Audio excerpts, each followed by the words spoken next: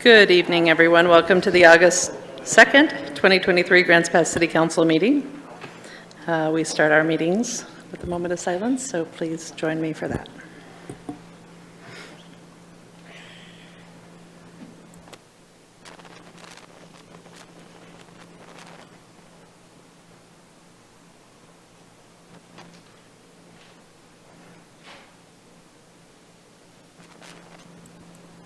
Please rise for the flag salute. I pledge allegiance to the flag of the United States of America and to the republic which it stands, one nation, under God, indivisible, with liberty and justice for all.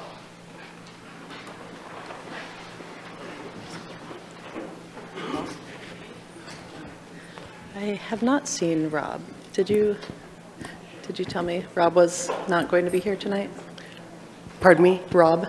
He said he was going to be about 15 to 20 minutes late. He's going to be late. Okay, so. And we currently have just DJ online. Okay, we have DJ online. Brian is going to be online about 15 minutes late. And Augustus, our attorney, is also online. And Joel King and DJ are supposed to be online, but apparently we just have DJ online at this point. So we do have a quorum with 5.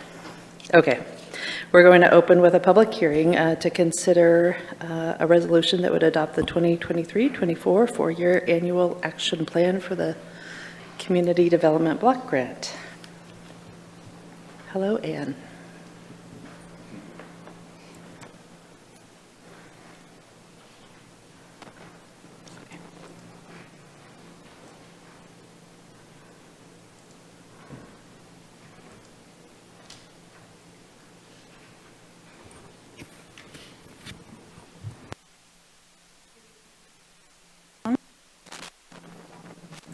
Try again.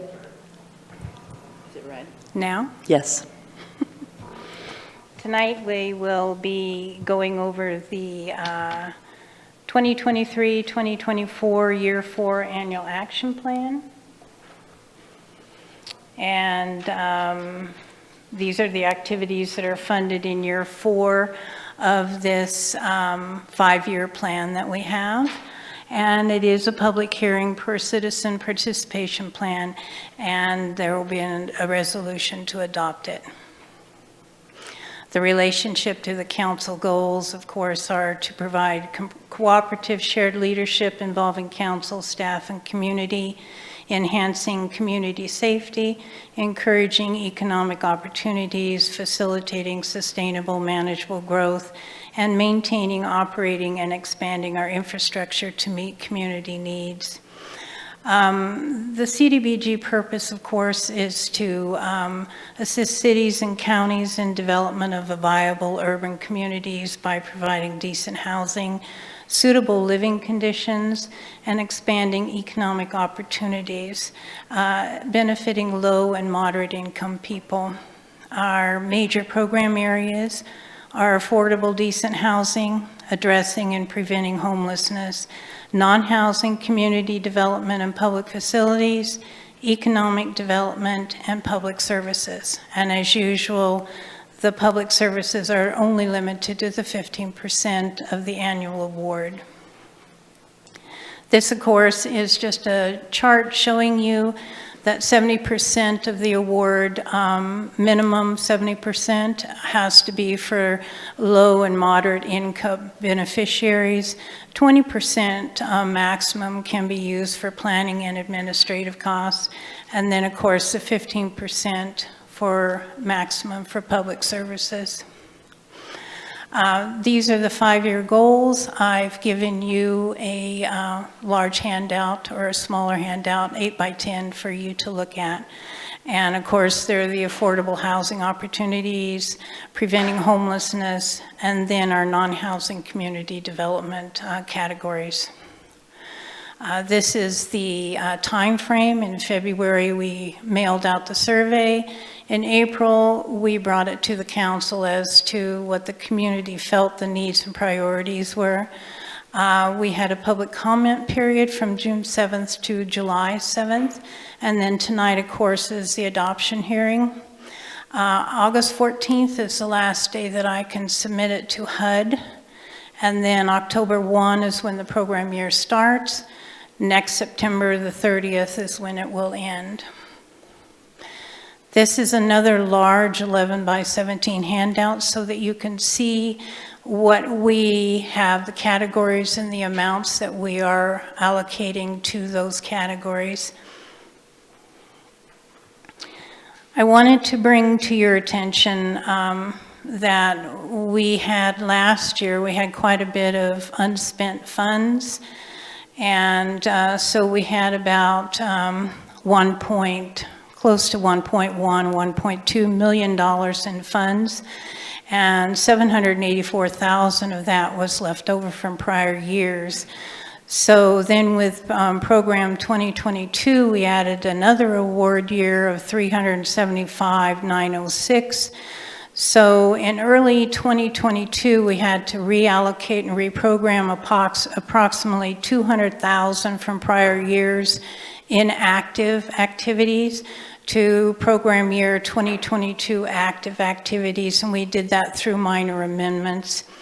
The weatherization rehabilitation program, we were able to draw on the remaining funds from those prior years, and as of this hearing, we've drawn down most of the funds with approximately only $275,000 remaining. With that remaining amount, there are still public services that are due for their fourth quarter reporting in the end of this September, so those amounts will be drawn down. We will also have administrative costs to draw down. So by the end of our program year for 2022, we should be down to approximately that $275,000 remaining.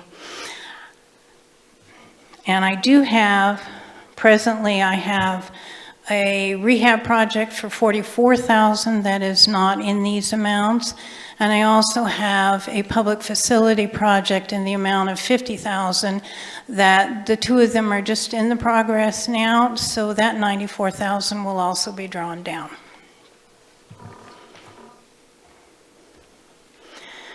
The revenue source is, of course, CDBG funds. We have $361,709 that was awarded to us for this program year 2023. And should the annual action or annual award change at any time, then the allocations that you see on the large sheet will be adjusted accordingly. This year we had a little bit less in funds as our award. And the reason for that is the awards, HUD awards cities and counties and states based on their economic development, also on their economy. And so that's why ours, we came in a little bit lower than last year for some reason. The call to action is August 2 tonight, approve the resolution. August 14th is my deadline date to submit everything to HUD. And the alternatives, approve it, the resolution is presented, approve it with revisions, but if you revise anything tonight, it has to be done tonight and adopted. And then, of course, if you do not approve the resolution, then no funds will be awarded to the City of Grants Pass. Thank you, Ann. Council, are there any questions? Rick? Thank you, Ann. Can you go back to the time frame slide? Yes. So on the September 30th, 2024, at that point, do all the funds need to be actually dispersed so the account is zero, or does it just have to have a commitment that the project is underway? HUD would like us to expend all the money by that time frame. However, we do have some projects that might run over into the next month or two. And as I said before, we had, I think with the pandemic and everything, we had quite a few years that were that we had funds left over. As it stands right now, we only have funds in 2021 and 2022, which makes us look a lot better. And then it also, we meet our by August 2nd, HUD requires us to have a 1.5 ratio of funds, and this will be our first year that we've met that ratio, and we're down to 0.77. So Thank- we're well below that. I did want to add that for our weatherization and rehab houses, we had 25 houses that we did rehab, and we spent $508,000 on that. And then also we had public improvements for the subdivision, the low-income subdivision, and that was $491,000 that we spent. So both those amounts were from prior year funds that we've drawn down. Okay, thank you. Any other questions? Dwayne? I got a question on the rehab. Currently, the thing says that anybody can get those funds to rehab anything, even if they're a landlord not living at the house or apartments or whatever. Is that correct? The weatherization rehab program that we started last year, we did have where it could be homeowners or renters. And I believe at the last hearing in April, we had changed that. So when we start our new program year for that, which the flyers and applications will go out next month, we are only allowing the homeowners to use that weatherization rehab category. You answered my question. I appreciate it. Thank you so much. Any other questions? All right. I just wanted to note Joel King and Brian De La Grange are now online as well. This is a public hearing, so we'll open it up to the public. Is there anybody who wanted to speak on this issue? It's a very quiet public hearing. All right, we'll close the public hearing and turn it over to you, council, for discussion. Val? Yeah, I would just like to thank you, because I know that a lot of energy goes into any sort of federal program with all the paperwork and all the dots and crossing the Ts and dotting the Is. And I'm also have been really happy to see that rehabilitation program working in our community, because I think that's a real key with affordability, is to keeping people in houses, getting ramps and getting remodels so that people can stay in their houses longer. As I age, I get it. So I think that's really important. So I'm going to just go ahead and make a motion. I make a motion to adopt the annual action plan. I move to approve the resolution adopting the 23-24 Year 4 Annual Action Plan for the CDBG program as presented. Seconded by Rick. Thank you. Any discussion on the motion? Dwayne? I just want to make a comment. I really like the rehab. I went out with home bridging and saw what they were doing and meet the people. And I'm glad to see the change that's happening, because I had a concern, but I am happy that you made that change, because I think there was some abuse going on, but I think it's needed because there's several people that are right on that cusp of needing help with their roof or AC or heat, and going out with them and seeing with those people, I think there was a well-used thing, so I'm definitely in favor of this. Thank you. Anybody else? All right, Valerie, you made the motion to adopt. How do you vote? Yes. Vanessa? Yes. Rob? Yes. Dwayne? Yes. Rick? Yes. DJ? Yes. Joel? Yes. Brian?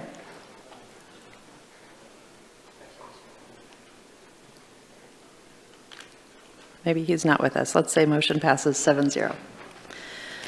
And we will move on to the next public hearing. At this time, I will open the public hearing to consider an ordinance amending Development Code Article 12, zoning districts, Article 13, special purpose districts, Article 22, residential developmental standards, and Article 23, landscape and buffering standards, and repealing Section 13.5, zoning transition overlay and related provisions. Is there anyone here who wishes to challenge the authority of the council to consider this matter? Do any councilors wish to abstain from participating in this hearing or declare a potential conflict of interest? In this hearing, the decision of the council will be based upon specific criteria. All testimony and evidence must be directed toward those criteria. The criteria in which apply in this case are noted in the staff report. It is important to remember if you fail to raise an issue with enough detail to afford the council and the parties an opportunity to respond to the issue, you will not be able to appeal to the Land Use Board of Appeals based on the issue. We will now begin the hearing with the staff report. Thank you, Mayor, members of the public, council. As you stated, the purpose of this hearing tonight is to review a couple of development code amendments. Council has talked about this topic 3 or 4 different times over the last couple of years, so there's a little bit of repeat in here, but I tried to remove some of that duplication without, but also be able to present enough information for the public. So the purpose of this is to amend 4 articles in the code, and we'll talk about those 4 in just a second. It relates to your council goals to facilitate sustainable and manageable growth by removing an outdated zoning provision that's become a barrier to new residential development and has been superseded by more modern zoning tools. So the 4 articles that we're talking about tonight: Article 12, zoning districts; 13 is special purpose districts; 22, residential development standards; and 23 is the landscape and buffering standards. The last 2 are pretty minor. The substance really of this amendment is in 12 and 13. The authority to proceed with this application came from council. Council gave direction to staff to initiate these amendments. We also get a lot of feedback from the Home Builders Association and other property owners over the last couple of years. Just a little bit of background: the ZTO was created in 2014, driven by a state requirement at the time when we were doing the urban growth boundary amendment. We had to achieve certain housing targets, and this overlay was created to help ensure that the city would be able to meet those 20-year housing targets.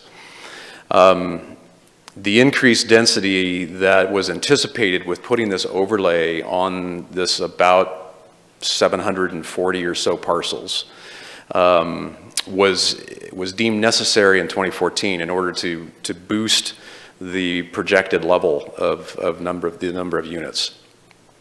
As we'll talk about in a minute, and we've talked about here at council workshops before, we think there's 2 big changes that have happened that really kind of help to mitigate the need for that.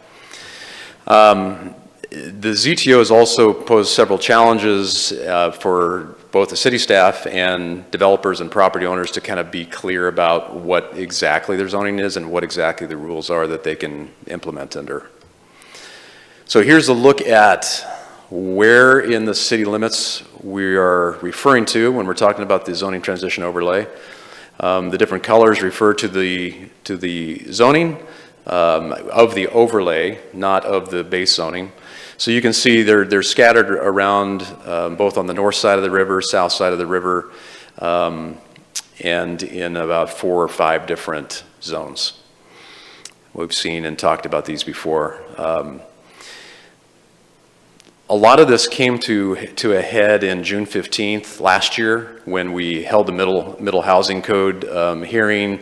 We had a room full here of folks who were concerned about that amendment because it did reflect the zoning transition overlay change that would do a lot of things, but one of the biggest concerns for folks at that hearing was it removed single-family detached housing from as an allowed use in 2 of the zones.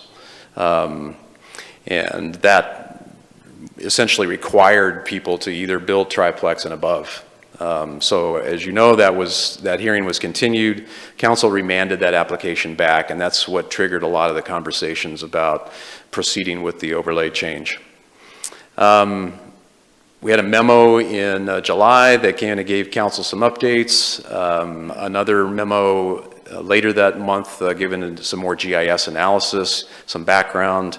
We had an August 29th workshop where there was a motion to proceed with a zoning transition overlay process where all the property owners that owned property in the overlay would be noticed directly. So we did that. We sent out that notice in October to 742 property owners.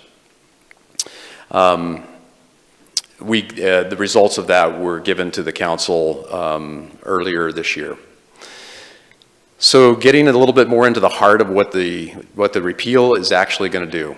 So here on the screen, phase 1 and phase 2. This is how it was set up in 2014 in the code.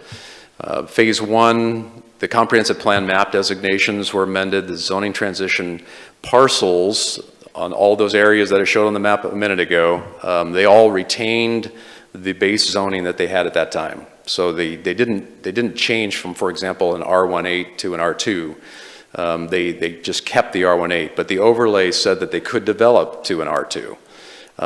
Very few people did that, but it did give them the option to develop to the higher density if they did a traffic impact study.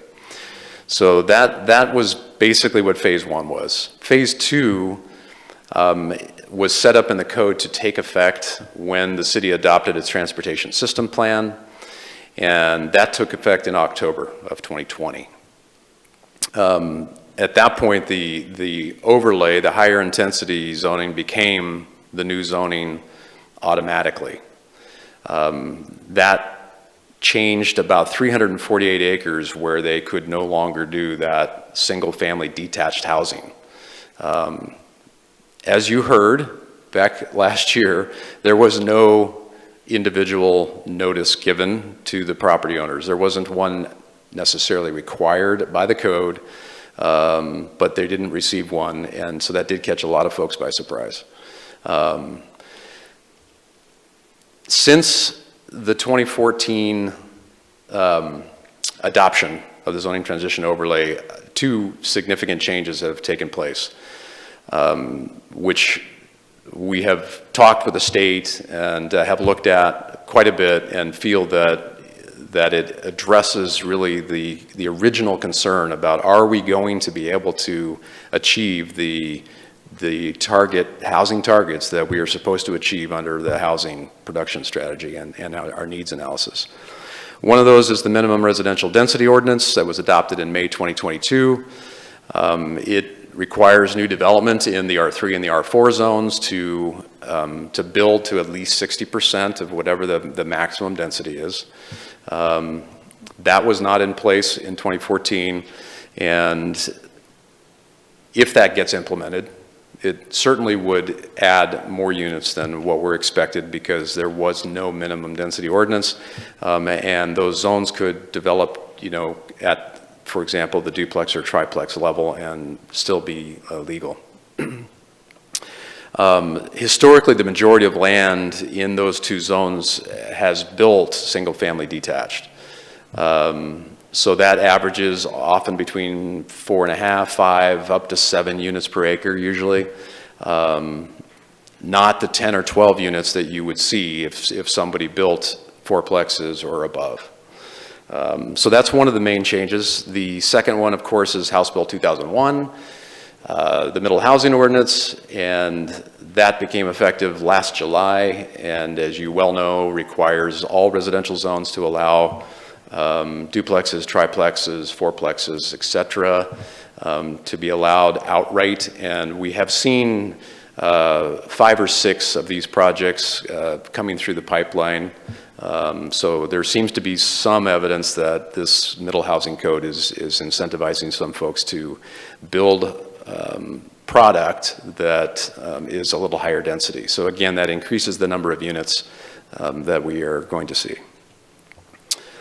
I kind of got this a little bit out of order, I think. I should have summarized this earlier. The property owner letter that we sent to the 740 owners gave them the 2 options. Option A was a default option where there was no required action. Basically, it said if you're a single family, if you're living in a single family residential subdivision and you're in one of these zones, there's no need to respond because the city is intending to retain your existing low density zoning.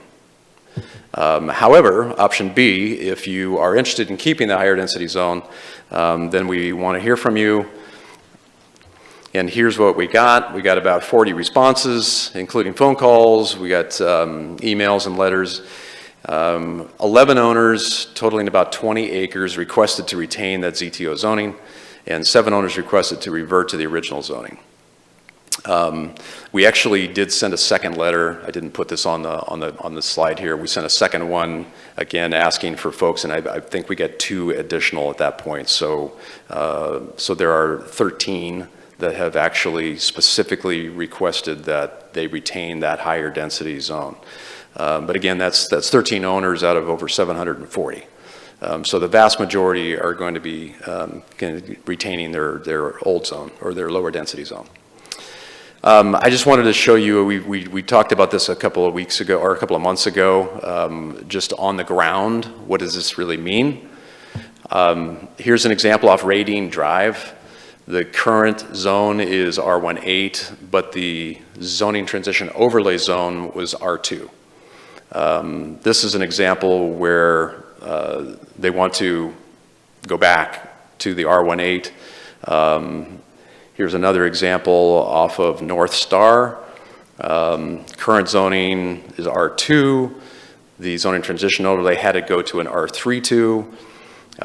So this would take this block of properties, and instead of being R32, by repealing this ordinance, it would change them all back to their original R2 zoning. And then this is an example of Elmer Nelson, similar. And then here's the examples of a few properties that requested the higher intensity zoning that council directed us to work with these folks to facilitate a rezone process. So they're not keeping their zoning now. We will have to go back and work with these owners to rezone their properties from the R2 in this case to the R42. So that will be a new rezoning process that we will start up in October. Here's another example, New Hope Road, down where New Hope takes off of Williams Highway. So on the right-hand side, as you're heading south out of town, there's these 3 lots that are zoned GC2 under the zoning transition overlay. They're R18 today, so they would go back to R18 zoning under this repeal. However, they requested to keep the GC2 zoning. So in October, we'll send out a letter and we'll work with them to facilitate the GC2 zoning. That would not be a fee. We would provide that because under the zoning transition over there, they expected to be able to have this zoning. So that's the direction we're headed with these properties. Just a few more slides on showing you what is actually in the repeal. Article 12, this is the where we specifically take out the zoning districts that have the R2 or have the zoning transition zones. So here's an example of that chart in Article 12. So if you look at the top here, R3, 2, you see it's stricken. R4 will stay. R3 stays, R4 stays, but the -2 zones would go away. Now you'll see the R42 zone for an expected period of time will need to stay for one reason, and that's because the Jackson Housing Authority, who purchased the property on Harbeck and Allen Creek Road, the 4.4 acres there for their new affordable housing project that you actually provided some ARPA funding for. That property asked to be rezoned to R42 about 2 years ago. They're not actually in the overlay, so they're not going to be affected by the repeal of this, but they are the one property who actually requested a zoning district that is an overlay zone. At the time, we didn't consider it a problem because the repeal was not really on the radar. But because they have the R42 zone today, we really can't take it out of here because they have to continue to have a city zone. So that's the short end of it. Happy to answer any questions on that particular issue. Article 13, this is where the whole overlay got created in 2014. This is where all of the language establishing those 2 phases lies. So this entire section 13.500 would be taken out, and this is on, I think, around page 70 of your packet. And then Article 22 and 23, these are articles that have just references to the overlay zoning districts. So R32, R42 are referenced. So since they are not going to be maintained as zones, they need to be stricken out of this code. Finally, we have a comprehensive plan amendment. So under state statute, Grants Pass Development Code Article 4, both of those say that all the zoning districts have to align with the comprehensive plan. Repealing these zones will result in the majority of the tax lot going back to the lower intensity zone. That will create an inconsistency between what the comprehensive plan is now and what the zoning will be after it's repealed. So I know this is kind of getting into the weeds, but really the bottom line is here, we have to, under state statute and under our code, we have to make sure that all of our zoning aligns with whatever the comprehensive plan designation is. And that application is not accompanying this one. It should have, but it didn't. So we are filing that next Monday. We talked to the state this week. They're expecting it. And so the bottom bullet there, we have a separate comp plan application that will be filed, and the council hearing will be October 18th. So the bottom line there is you wouldn't be able to make a decision tonight on this zone map amendment because it would result in an inconsistency between the comp plan. So we really need to continue this hearing, wait until October 18th, and then you would be able to match those two applications up.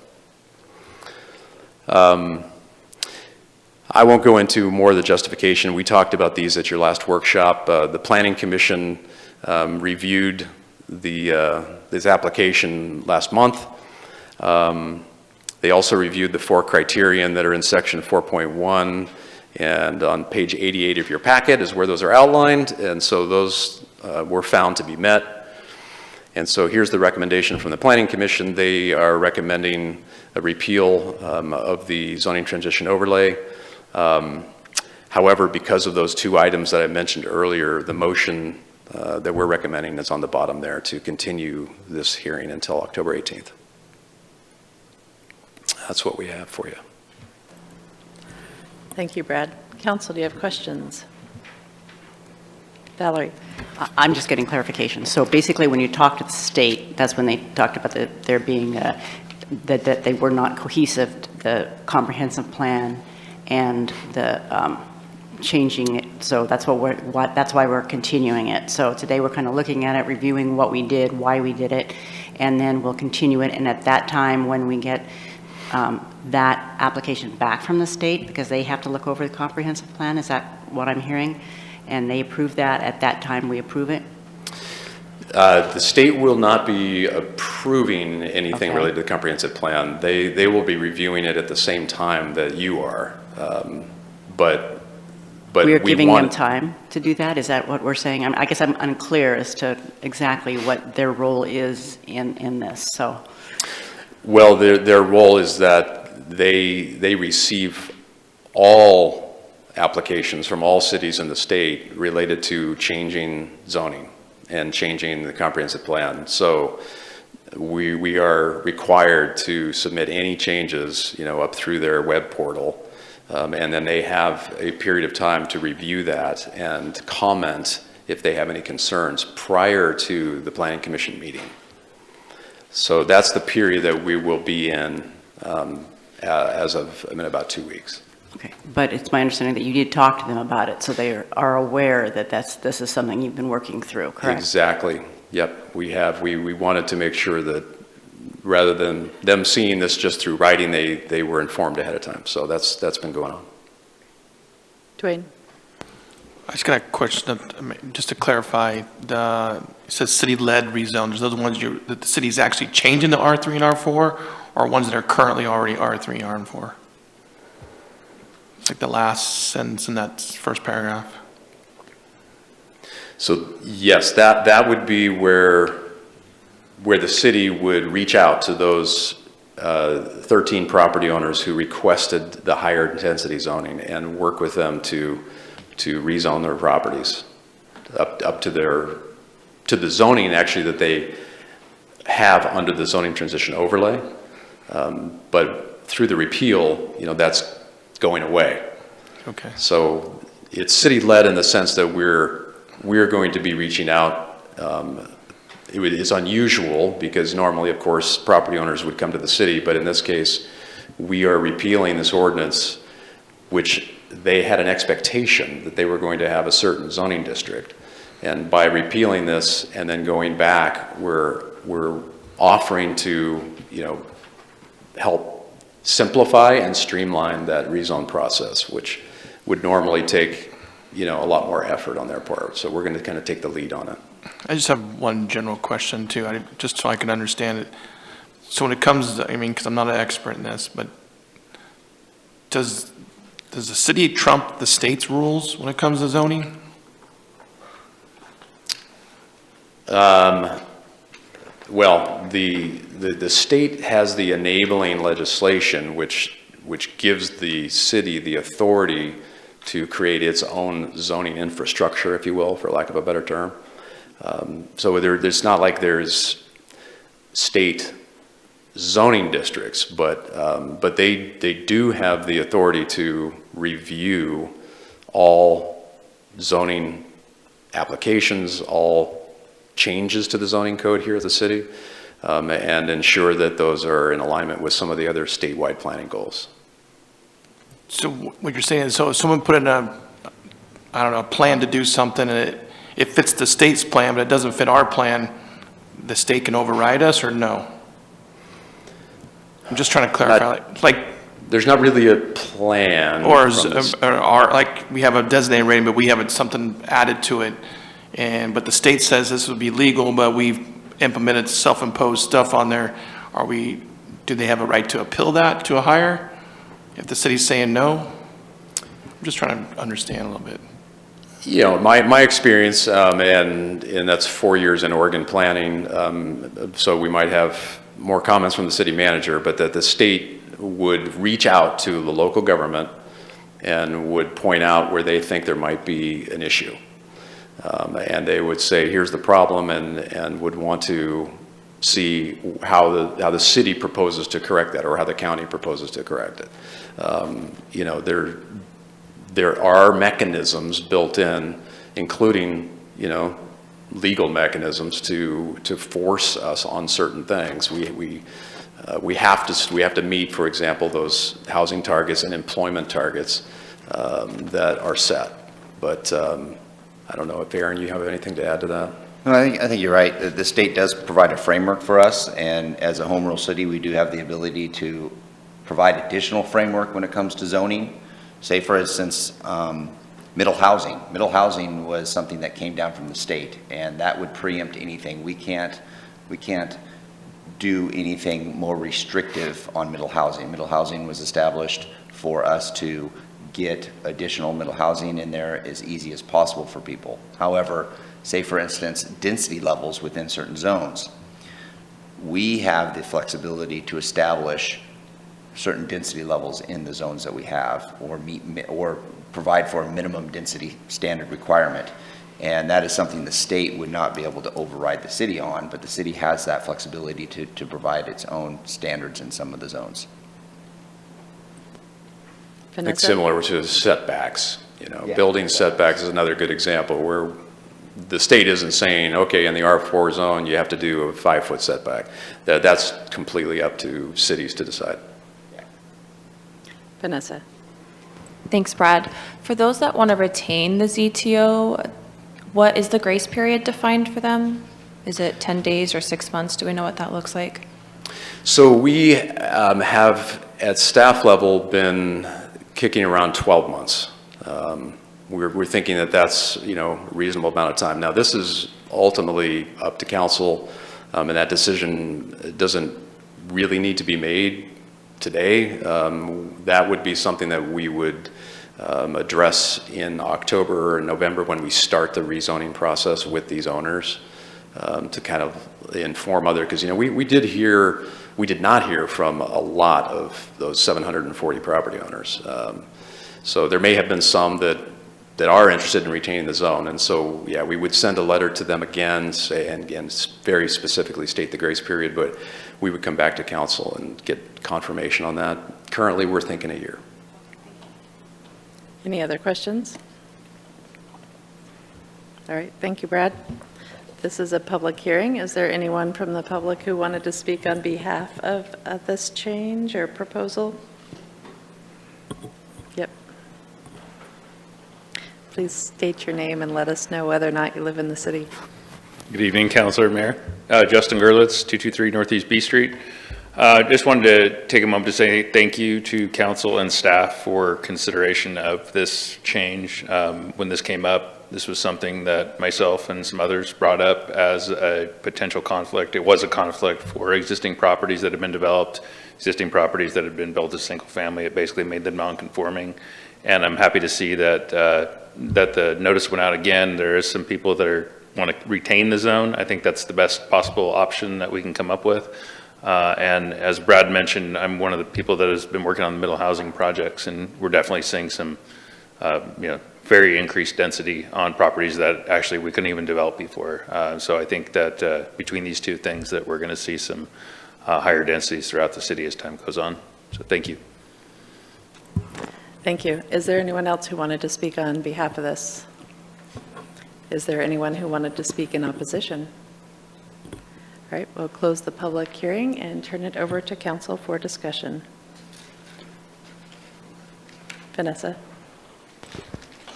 Yeah, this is a hard one for me. The rollout of this program was well intended, but it was less than ideal, as Brad had mentioned. I struggle with this because the statement of the 551 units that we need in the next 20 years doesn't include the deficit of 1,000 units that we currently face. So in the next 20 years, our community needs more like 1,500 units of housing. And we do know that historically the R3 and the R4 zones have been built to single-family housing. So we'll be losing about 149 acres of high-density land that will not have minimum density requirements, meaning that they probably will be built out to low density. So this feels like it's in opposition of the way that we should be moving for a community that's facing the housing crisis that we are. But because of its rollout, it feels like we kind of have to move in this direction. No? Anybody else? Valerie? Yeah, I don't know. There's not a motion or anything on this. Am I correct? And we're just going to, it's just keeping open-ended until October? We do need a motion to extend. Okay, I'm just going to say that I think what came to be was there's always the reality on paper. It's very easy to look at a piece of property or look at property and say, this is what should be this and this is what should be that. But when you're on the ground building, it's not always the case. There are reasons that land necessarily can't be buildable. And I think one of the most important things on this is that because there was a 6-year lead and people were not aware, many people bought the property intending to use it as single-family housing. And so to take that right away from them, them not knowing, I think that that was another issue, is the property rights. And I didn't want to go down that road and get people upset. So I think especially with the middle housing, that we're going to be fine. And I think, and I've said this over and over, we need to work with the people that are building, because it's the people that are building the houses and know that are going to get us out of the crisis, not people standing up there saying how many houses have to be built on such and such a land. So I am in support of this. I'm going to make a motion to continue the public hearing for the ZCO text amendment until October 18th, 2023, to allow for the comprehensive plan amendment application to be heard at the same public hearing. Seconded by Rick. Any discussion on the motion? All right, Valerie, you made the motion to continue the hearing. How do you vote? Yes. Vanessa? Yes. Rob? Yes. Dwayne? Yes. Rick? Yes. Joel? Yes. DJ? Yes. Brian? Yes. Motion passes 8-0. Time for public comment.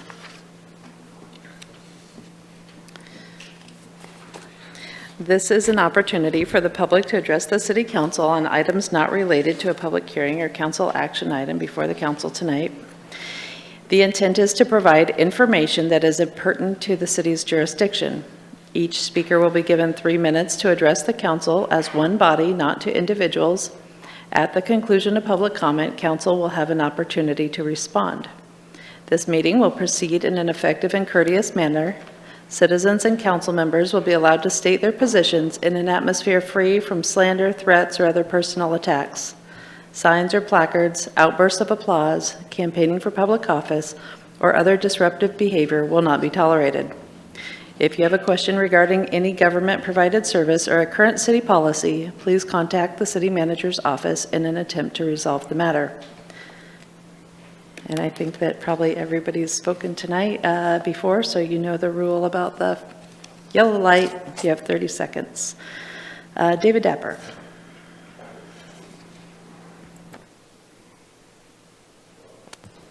Hello. Hi, David Dapper, city resident. And I know this thing we're thinking about the nonprofits, I pray you'll consider limiting them to Riverside West until we can find a better place.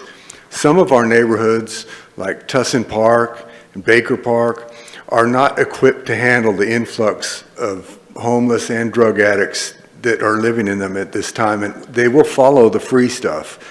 And when they burn us down, not if, who's going to accept responsibility for leaving us susceptible to this? If the free stuff is in one place, they will follow it. And then the people who need services will be able to get services and get out of that situation if they want to. The others that don't want to, there's nothing we can do about. But that will help these neighborhoods and also help the police monitor it easier if they're all in one place, in like Tussin or Baker, where as soon as the police hit the road, they all know what's going on and shut it down. We need to manage this situation at the very least. I understand we can't call it a campground or then it's forever, and that's a deal breaker.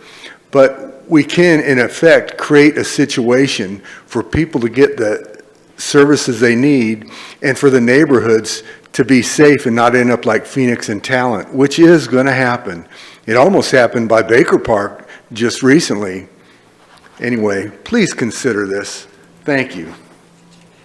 Thank you. Sandy Rourke, and then Mike Pelfrey.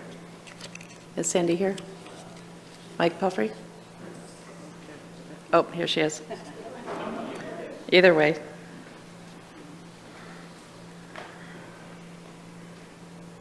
Hi, my name is Sandy Rourke. I'm a resident of Grants Pass. I just want to know can we volunteer civilians just to watch the parks and to call in? I was wondering about that. Because I know the police department and fire departments are coming on false calls. There was a false call on testing maybe about 3 days ago. And it had the fire trucks going to a place, but there wasn't never any fire. So I just wonder if there's a way that we can help out too.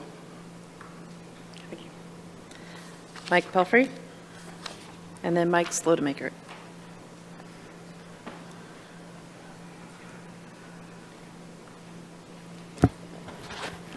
Good evening. Mike Pelfrey, city resident. I wasn't at the last city council meeting, and I know that the hot topic was about the services that are being administered within our city parks. My concern with that is that, well, my question too is prior to the injunction, where were these services being administered before the homeless were occupying the majority of our parks? I just visited this morning. I was picking up trash as I normally do on my walks because that's what I do. And there was a list this long on the pole at Tussin Park of tons and tons of organizations offering some form of service. My concern is that when you set up shop, when the homeless know that there are going to be something given out in the park, it is going to create, it's going to attract more than it's going to defer. I'm not saying that the homeless don't need services. You know, a lot of people need some kind of help. But why do we, or should I say, why should our parks be created to be, or at least turned into a social services hub? That's not what they were designed for. All of these organizations have, I would assume, have brick and mortar buildings or some type of location where they operate. We have lots of bus services. I see buses all over this town with very few people riding in them. So in my opinion, they can go and, if they want help, if they want services, the services can be provided. All the navigational services that you want to create, but they need to go to those services. Those services do not need to be administered out of our parks. It doesn't make any sense. You know, if the sweet little old lady needs to go to the Social Security office, I'm pretty sure that the Social Security office isn't coming to her. They have to go to get those services. And so, again, there are handicap buses. We've got so many opportunities to move and shuffle these folks around. If they want help, there's a place for them to get it, but the parks are not designed for that. So again, I ask you to look back prior to the injunction, and again, where were those services being administered from then? And why is it that our parks have to be turned into this type of hub? That's just not right. So that's all I got. Thank you. Mike Slotemaker, then Florin Baldridge. Good evening. My name is Mike Slotemaker. I'm a resident of Grants Pass. Rather than speaking and then presenting the ask, I would like to present the ask and then share my observations over the last week from firsthand experience. The ask is for empathy. I would like you to understand what I'm saying and think of it through the lens of what I'm seeing. So we live as the first house upstream from Baker Park, several acres of woods down there that is owned by our homeowners association, but it comes right up to my house. So last Wednesday night about this time, so 1 week ago, I threw my drone up and I saw several people camping in the area that's along the bank, and it's very dry up there, and that was a concern. We contacted the police. I went out there myself with my son. Between all of us, we found 7 people that were camping, politely asked them to leave, and away they went. Literally that evening, in the early morning hours, somebody came into our neighborhood of 26 homes and broke out 5 windows in vehicles. Hasn't happened in a long time. Coincidence, although police suspected it was retaliation. So I went down Saturday to go and say, let's get the campers moved out. And I went down there. The first guy I ran into, he didn't want to wake up. I could see him moving, contacted police. They came out, and they woke him up. Turned out he had arrest warrants. They took him off to jail. This guy was literally less than 100 yards from my house. So over Saturday, 4 hours, Sunday, 4 more hours, I contacted 22 people, asked them to leave. As I'm heading back to the house, I smell smoke, I hear crackling, and the woods are on fire. And I had to sit there with a garden hose and my little sprinkler system on to try to buy that fire department just an extra 90 seconds. And it worked. Thank you. Chief, you saved my house. We were that close. This is getting out of control. So I went down Monday to walk the fire scar just to see how bad it was. There were 9 new people had flooded in. I'm getting more people on my video cameras now than ever before. 8:08 this morning, most recently, some guy runs out of the woods right by my house. I've been here since February explaining that it's overwhelming. It's getting worse. We all knew it would after Boatnick, and it's here. I don't know what we can do. Florin is going to speak after me. He's on the HOA board, as am I, and we've been thinking about ideas of what can be done. We have a crisis here, and here's the thing. I'm not special. This is happening all over this town. We've put ordinances in place to keep people from doing certain things in the parks, and they're going onto the private property now because they can hide, and these are not good people. Thank you for listening, and I appreciate the empathy. Florin, and then Brian Weldon. Good evening, Mr. Kubik, Mayor Bristol, councilors. I'm Florin Baldridge. I'm also on the board with the Rogue Terrace Homeowners Association. I will try not to repeat what Mike has said, but I need to relate to you that the members of our organization, we have our homeowners association is 26 homes over 27 lots. The residents are in desperate fear of their life as well as their homes, residences, the lifestyle. And this is a very real fire. This real fear. The fire on this last fire, we've had 5 fires just this year. Okay, this last fire, when it came so close to Michael's house, was a real wake-up call for everyone in our organization that, hey, this is really real. You know, we're not talking on the TV anymore. This is us. It's happening now. We've been shaking our heads. We understand that we're dealing with a situation with our public that's going to be, there doesn't seem to be any good answers no matter what we do. But at the same time, we have to look out for our property and our lives, and literally look out for our lives here. I was requested by my wife to try to impress upon you that the fear is actually real in our organization here. So, therefore, I think Mike, to some degree, understated the daily activity that is happening here. When people are returning after the firemen have left on the same night where there was a dramatic fire here and starting their camps again with fire rings. Mike also experienced someone defecating in the woods right in front of him. Not one, but 2. Okay, this is happening like right now in Baker Park. Now, our association has a very unique planned unit development plat. It turns out that we own all of the property to the center of the river, all the way down to within 26 feet of the bridge abutment, the Parkway Bridge abutment. The city owns the 26 feet where the path that follows down from the fire station area down toward alongside the bridge abutment and then crosses underneath the bridge. That's city property. It's also being damaged. One of those fires was on city property. I've seen trees cut down that were on city property. I've got to hurry this. Here's my ask. We think it might be a reasonable request to literally cease camping in Baker Park and allow the other activities to continue. I understand that's going to cause some concerns. It also shuffles the people to the other areas, but somehow we've got to address the element that's facing us like right now, okay?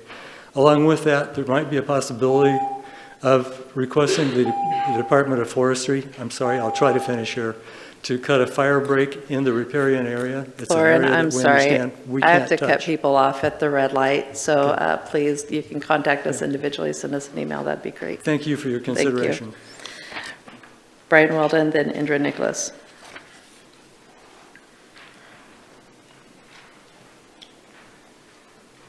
I'm Brian Weldon. I'm a resident of the county. After hearing about the fires last Sunday, I decided to, like I usually do, go and check it out. Went down to Reinhardt Park, looked all around, found the fire. Several people were talking about it, standing around down there. People have said that there's 2 people living in the blackberry bushes, no tent, just living back in there, and there's an awful lot of trash right where the fire started, and it burned a big section of blackberries and a couple trees. As I was looking around, I found this RCC College folder in the bushes right next to where the 2 people were laying.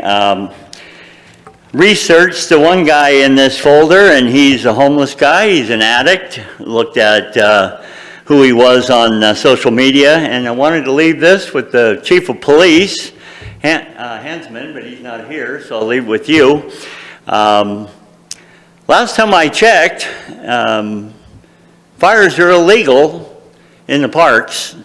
No camping overnight in Reinhardt Park, which seems to be something they're doing now. I keep asking the same question the last, 3 or 4 or 5 council meetings. Why is there no law enforcement on all these new rules that we put in these parks? I see propane bottles, $2,000 fine in Tussing, in tents. Where's the law and order? Where's the rules? There's absolutely no law enforcement whatsoever being applied to these parks, and now they're going to be just herding into the bushes somewhere in Reinhardt, and that's a beautiful park, and around the pond over there, and a lot of the other places. I live down by Lathrop Park. They live in the bushes down there.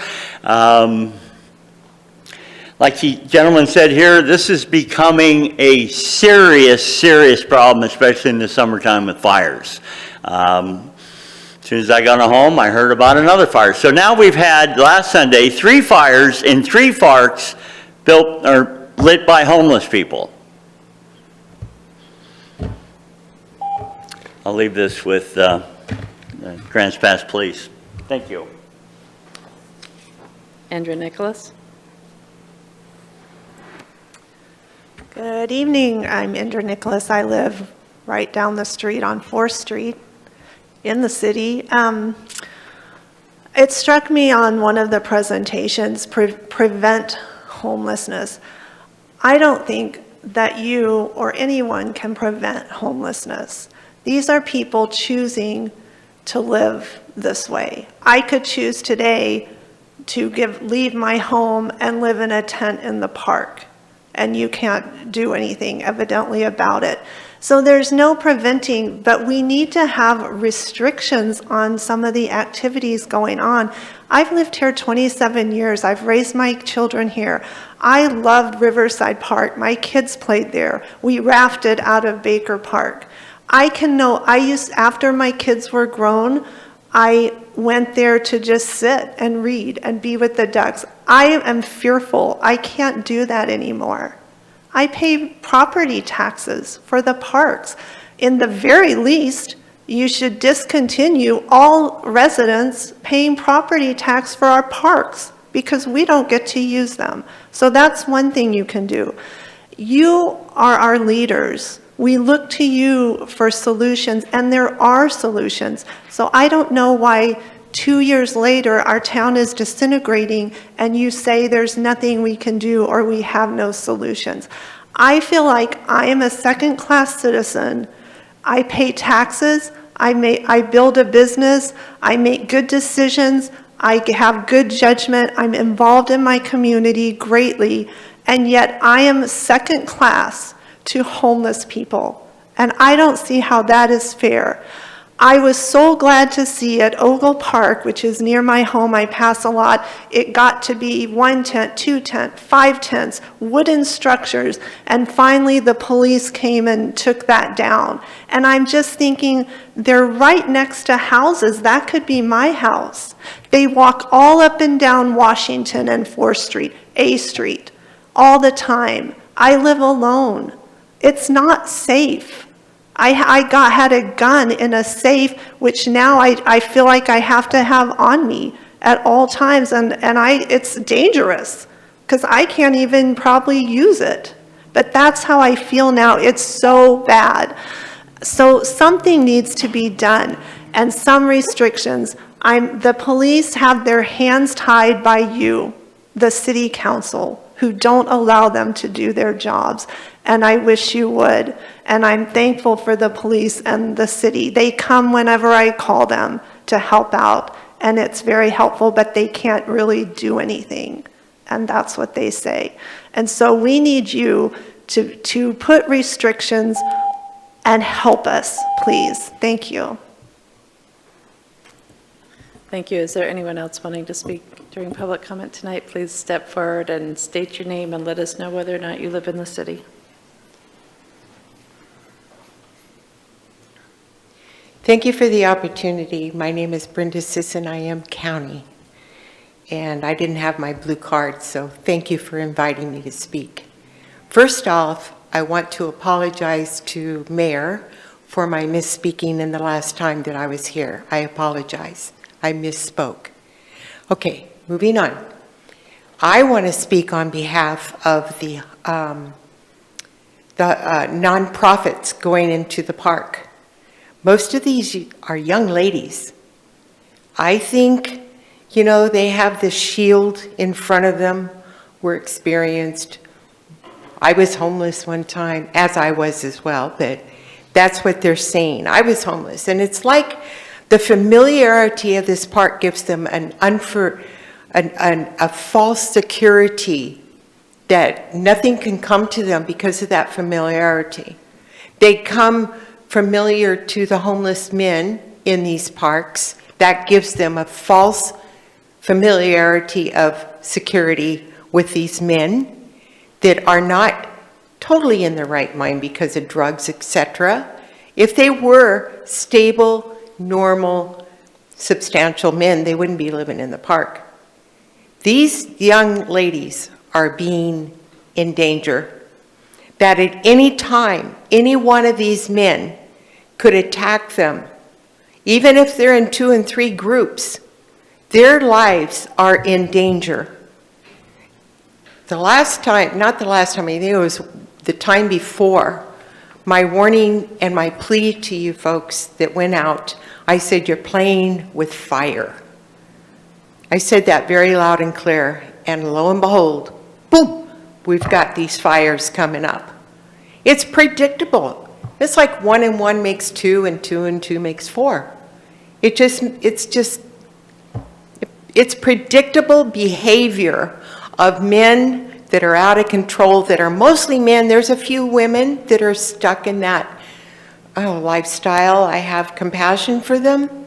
I know you can't kick them out of the park, but after these years, knowing this 1 and 1 makes 2, 2 and 2 makes 4, 4 and 4 is going to be 8, and 8 and 8 is 16, you're going to see this accelerating problem. Please do something. Thank you.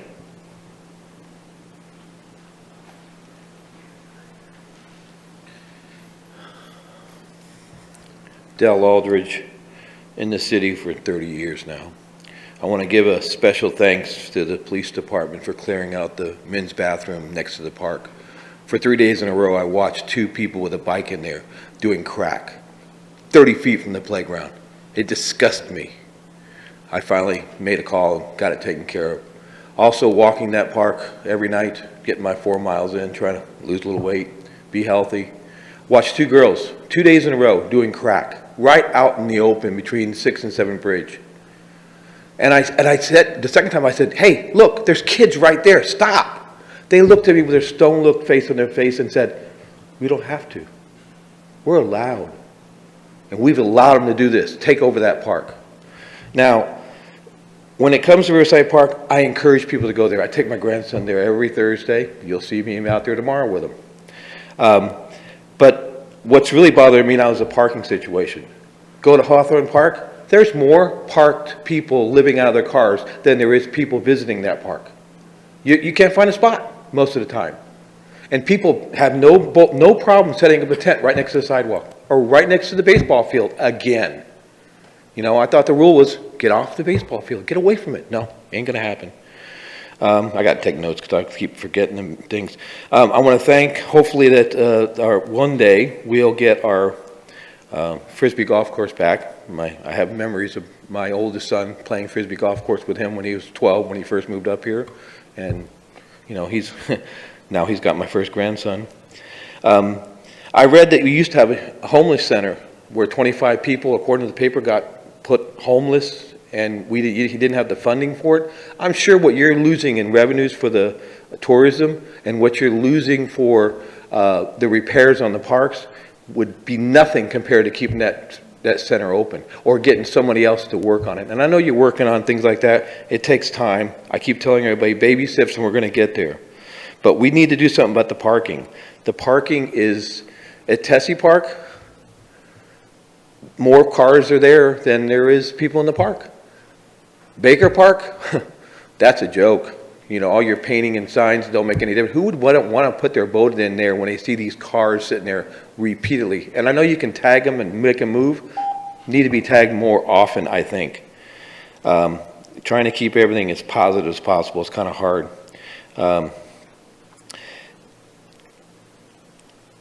The DeVoe Park, I love it. I don't know who did it, but they put a sign right on the trash can there with the picture showing where they can't, and there's no more tents there, but there's still 5, 6 people living there for the past 3 to 5 years. They never leave that park. And every once in a while you find them on top of the equipment still.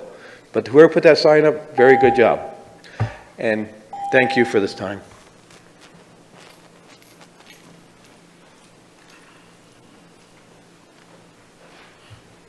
Ward Warren, Grants Pass. I'm going to change the subject a little bit. I have been a strong supporter of public safety for over 40 years, and that's a matter of public record. I know that there's a desire to try and find stable funding for public safety. However, I want to raise a red flag here because I'm afraid that the council is heading down the wrong path because they are not adequately informed regarding the using the transportation SDC model to fund public safety. That was never the intention of the transportation SDCs. I'm intimately familiar with them because I had a great deal of experience with them back with the city back in the early 90s.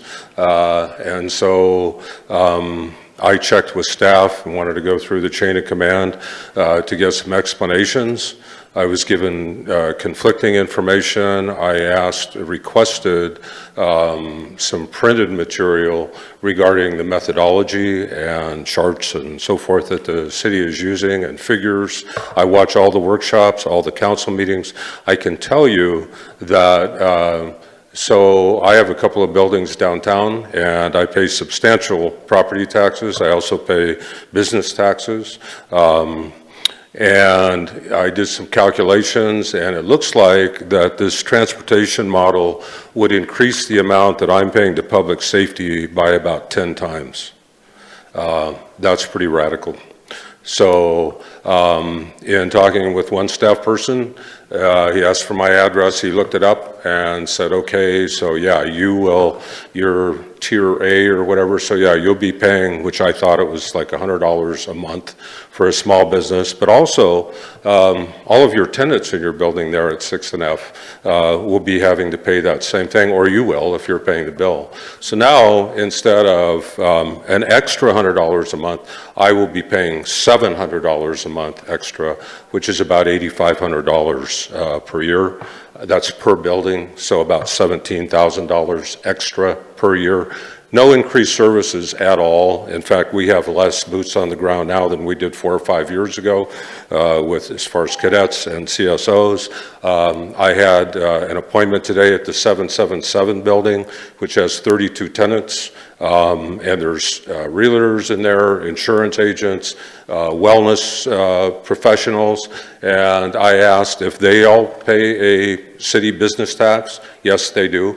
So there's substantial money coming in from my building, from their building, for business taxes, but yet are we gonna charge them, the masseuse and the psychologist and every one of those people an extra $100 a month? I think you need to become familiar with this plan very soon before you go any further down that road. Thanks, Board. Thank you. Sorry, the buzzer rang.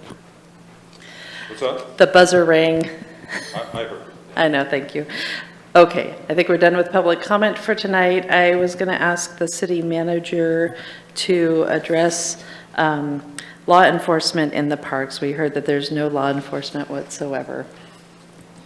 Yes, well, we do have great law enforcement in the parks, as some of the public comment that we received today also stated that we have great public safety services in the park. If they're called, they will respond. We also have proactive patrols with our community response team who are going to all the parks on a daily basis and checking in on things.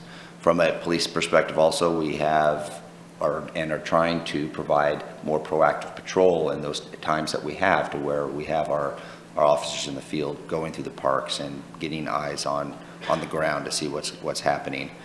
As you may see also, there was a time before and after, around the July time, where council modified some of our time, place, manner, and conduct codes. And I think today, if you go down to Riverside Park and some of the other parks, you'll see that things are more organized and that there are areas where everyone can enjoy the parks for the recreational purposes and purposes of resting. I think there's been a good improvement, and that has been a combination of the leadership of council, the dedication of staff, and the professionalism of staff trying to provide some options for council to consider, and our great public safety department.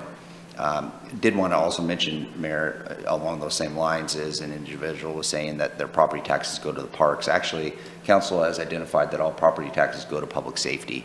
Parks are actually funded through general fund revenues, which are similar to property taxes, but all property taxes are going to public safety. And that's something council has established a long time ago. And I don't know if Captain Lee might want to provide any additional information with regards to our enforcement opportunities and what we're doing in the parks. Yeah, Captain Lee, the operations captain for the Grants Pass Police Department. Thank you. I do know for a fact that our officers have been concentrating significantly on efforts in the parks, and especially our community response team. I mean, I have stats, but hundreds of contacts in the parks, citations, arrests, trespass warnings, camps posted. We have a very active presence in the parks. I think we can find some of those stats in the weekly city manager's report, as well as reported daily basis in the newspaper. So I'm definitely seeing quite a bit of police enforcement in the parks. Vanessa? Yeah, to segue on that, I did want to touch on the absurdity of the statement that there's no law enforcement whatsoever in the parks. For the week of July 7th, there were 60 camps posted. There were 63 contacts. For the week of July 14th, there were 186 contacts with 115 camps posted. For the week of July 21st, there were 103 contacts and 84 camps posted. And for the week of July 28th, there were 125 contacts and 56 camps posted. That's just for the community response team. That's not counting proactive patrol or responding to calls for service. So I think that that statement is beyond reason. There was a question from Sandy about volunteers getting together, and I think, you know, I wouldn't suggest going into the parks proactively as a citizen, but for someone that lives nearby them, if you wanted to get with your neighbors and create like a neighborhood watch program, you know, definitely I think that that would be very helpful. Thanks for bringing that up. I also am in support of the disc golfs being moved to Riverside East. It makes more sense in the grassy area with the shade. And I also did want to invite members of the HOA, if you have more ideas. It sounds like you started going down idea lists, so if you have more ideas, I would like to hear from them. Rob? Yeah, and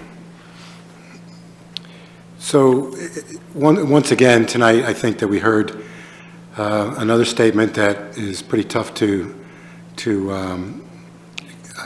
rationalize with fact, but I want to try to clarify it. And I'd ask the city manager and I'd ask the police captain.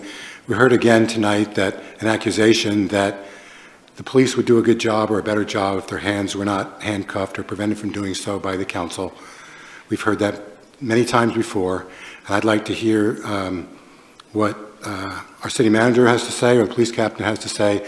Do you feel that the city council is handcuffing you in any way, and if so, how?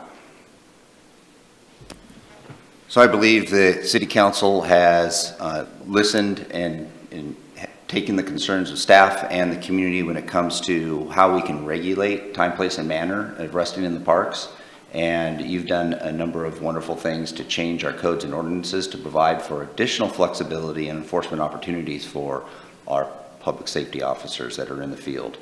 And currently right now we are following all of the laws accordingly when it comes to the injunction and the state, and do not see any additional hampering of council when it comes to codes or ordinances that have been established that would affect our ability to enforce the unhoused in the parks.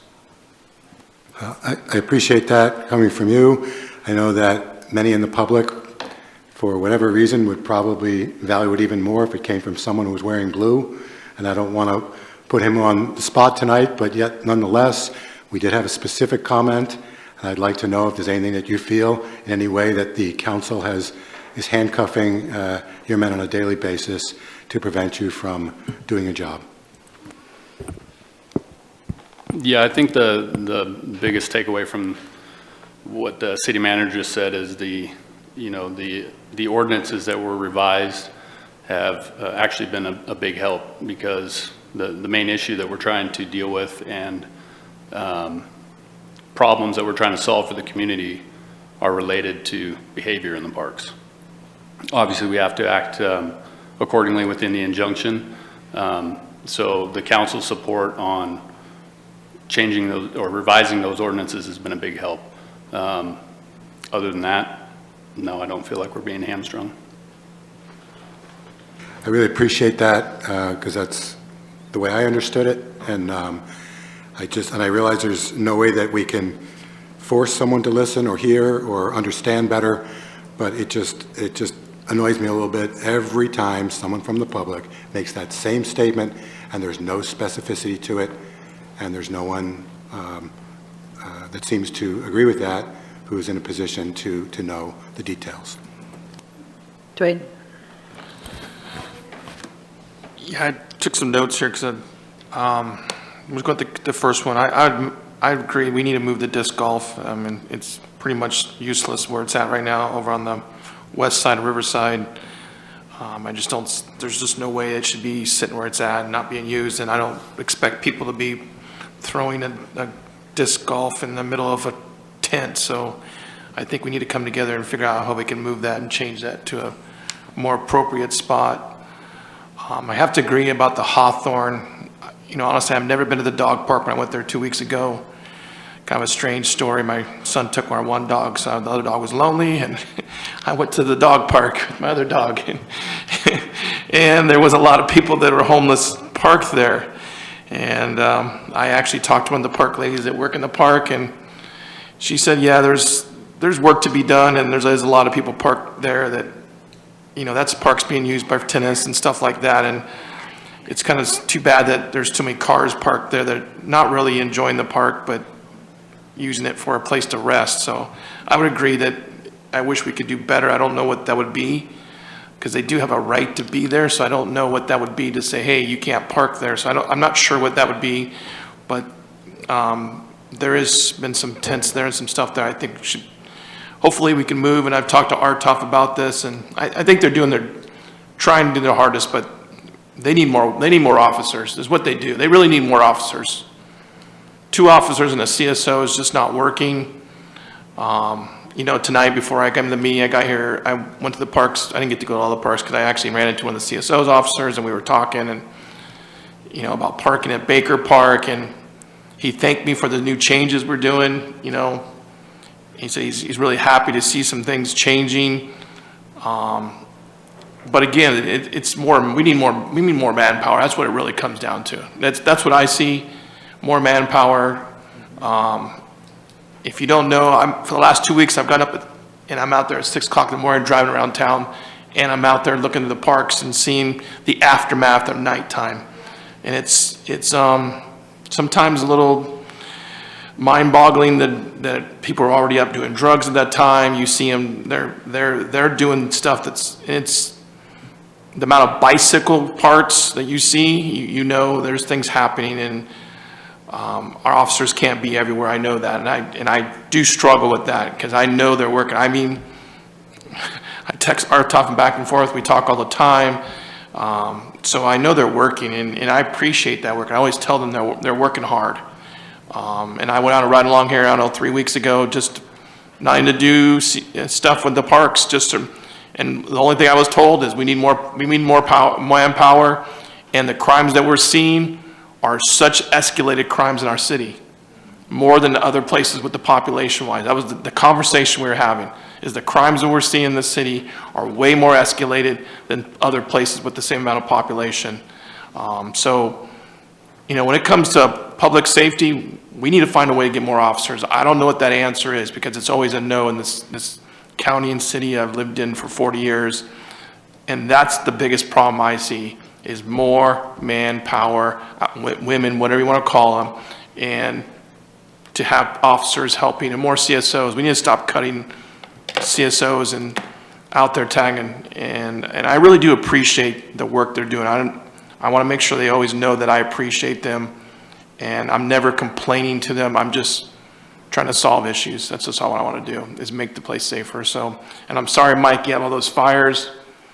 You know, I don't know what to do about getting those people out of there. Yeah, I don't think my wife would let me camp down there, but, you know, I would love to solve that issue, because I feel Baker Park's one of our worst parks, the worst park for drug addicts. It just seems like a very different vibe down there at Baker, other places. But if we push them out of Baker, Morrison is probably the next one, and then guess what's next to Morrison? You got HUD housing, all that, and guess what park they use? Morrison Park. So I don't know if there's a good answer where to put the people at Baker, because they're going to go somewhere else. So sorry about it. I know we just got to continue to push them to find better solutions. Thank you.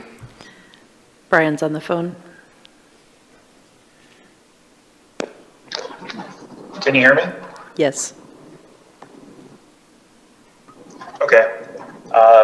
Thank you everyone for coming. I just wanted to make a few really quick comments.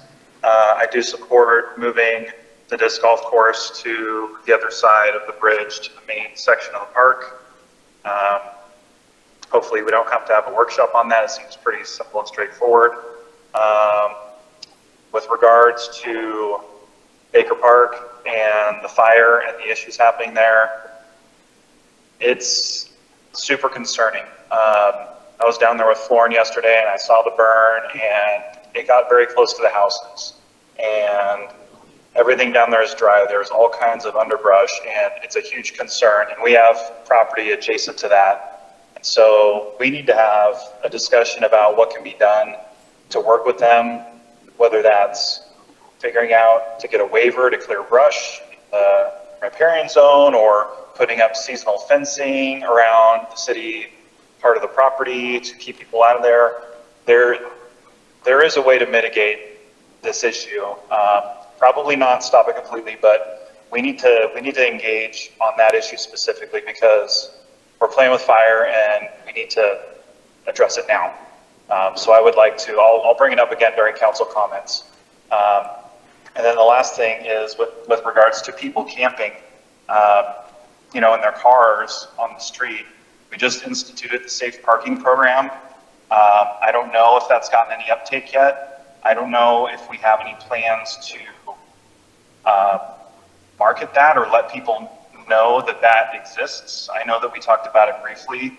Aaron, do we have any plans to like do an insert in the water bill or something to let property owners know that this is something that they can participate in? So we have not discussed about doing an insert in the mail for that. It's something that we could consider. When we originally developed the program through the community groups, there was some outreach to some of the individuals that, or organizations that may want to do that. We have yet to have an application to utilize the program that we have established. So if we want to do and utilize some resources to do a campaign on that, that's something we could definitely do if council so desires. Okay, great. Thank you. Rob, did you have a hand? A couple things. I just, to kind of piggyback on what Dwayne was saying about the need possibly for more manpower. I just want to remind the public that in 2020, the public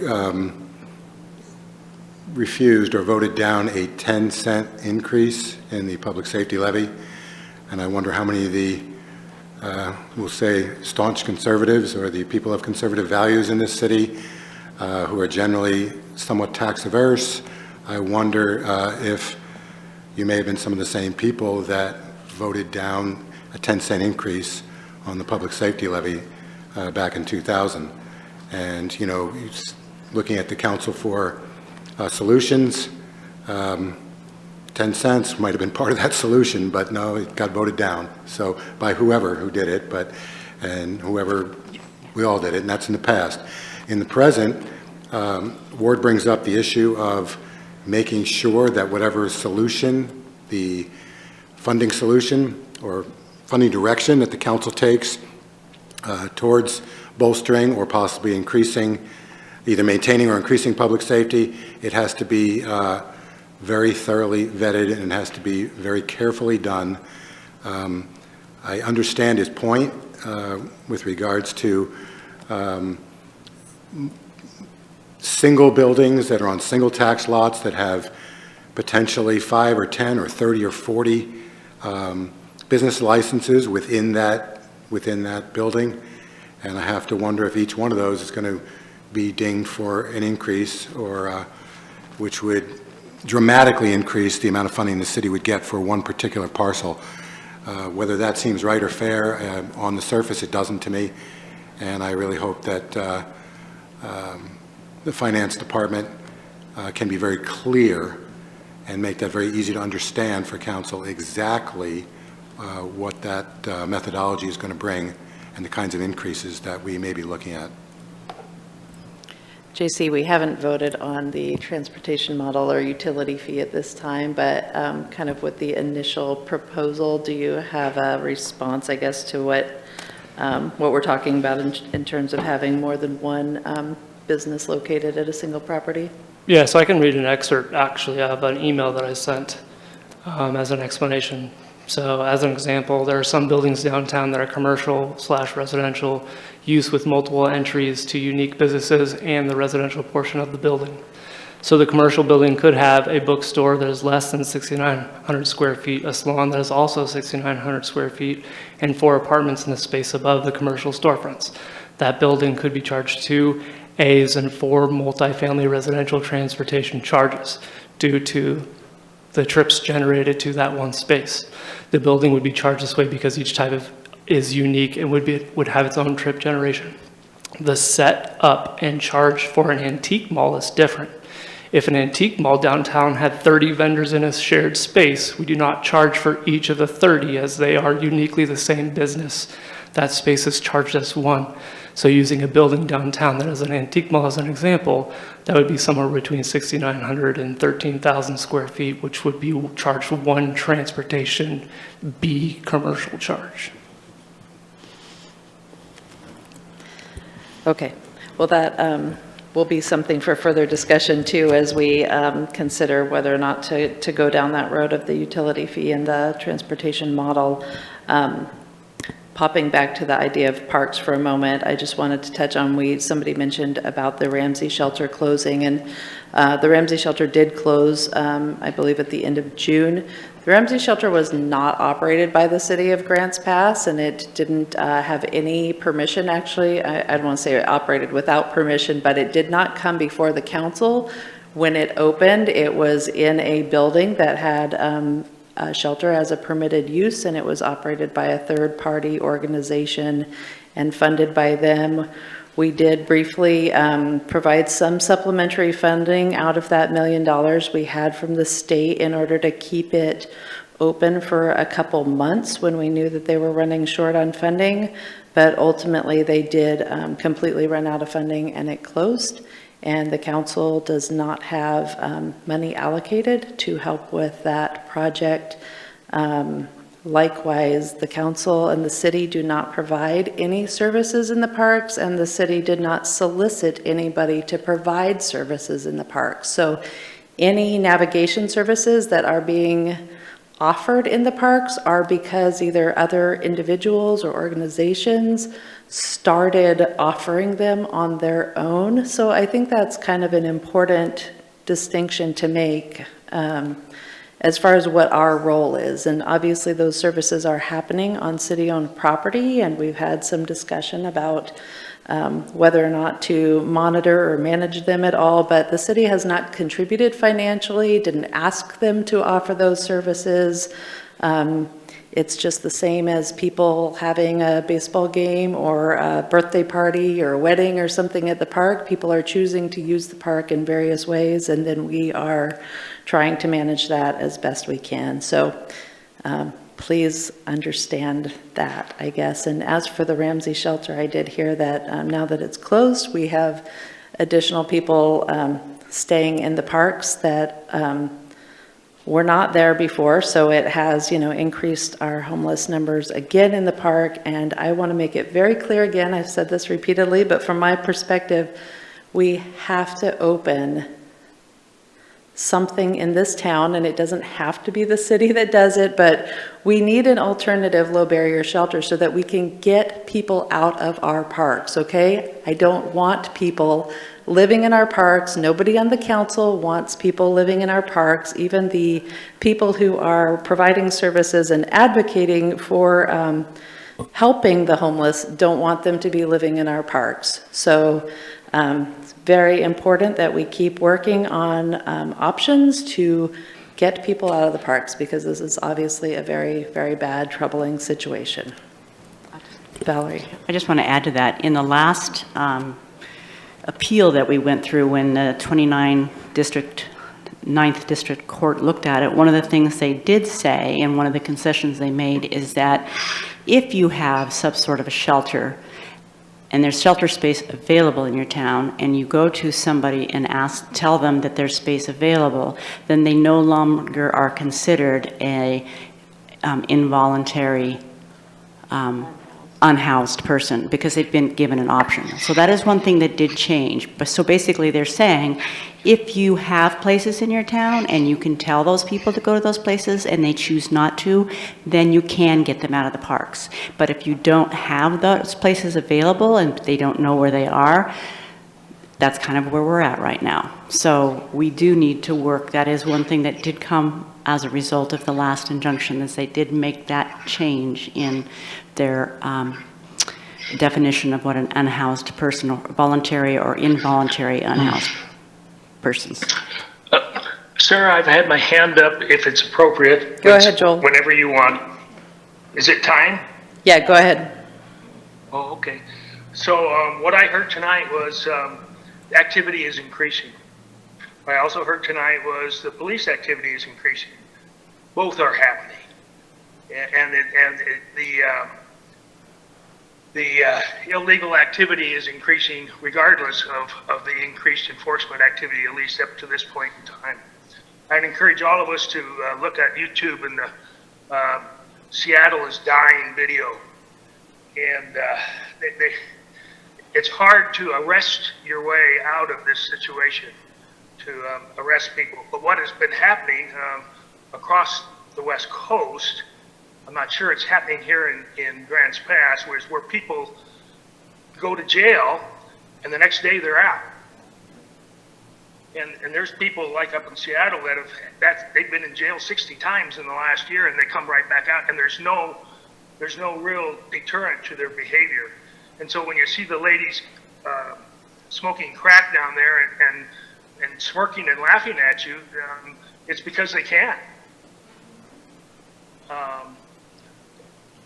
The other thing is there's been some, and it's not, it can't be solved solely at the city level, but like Rhode Island has done some things with their criminal justice system that the whole state might want to look at, along with their drug laws here in the state of Oregon, because all it's doing is hurting people.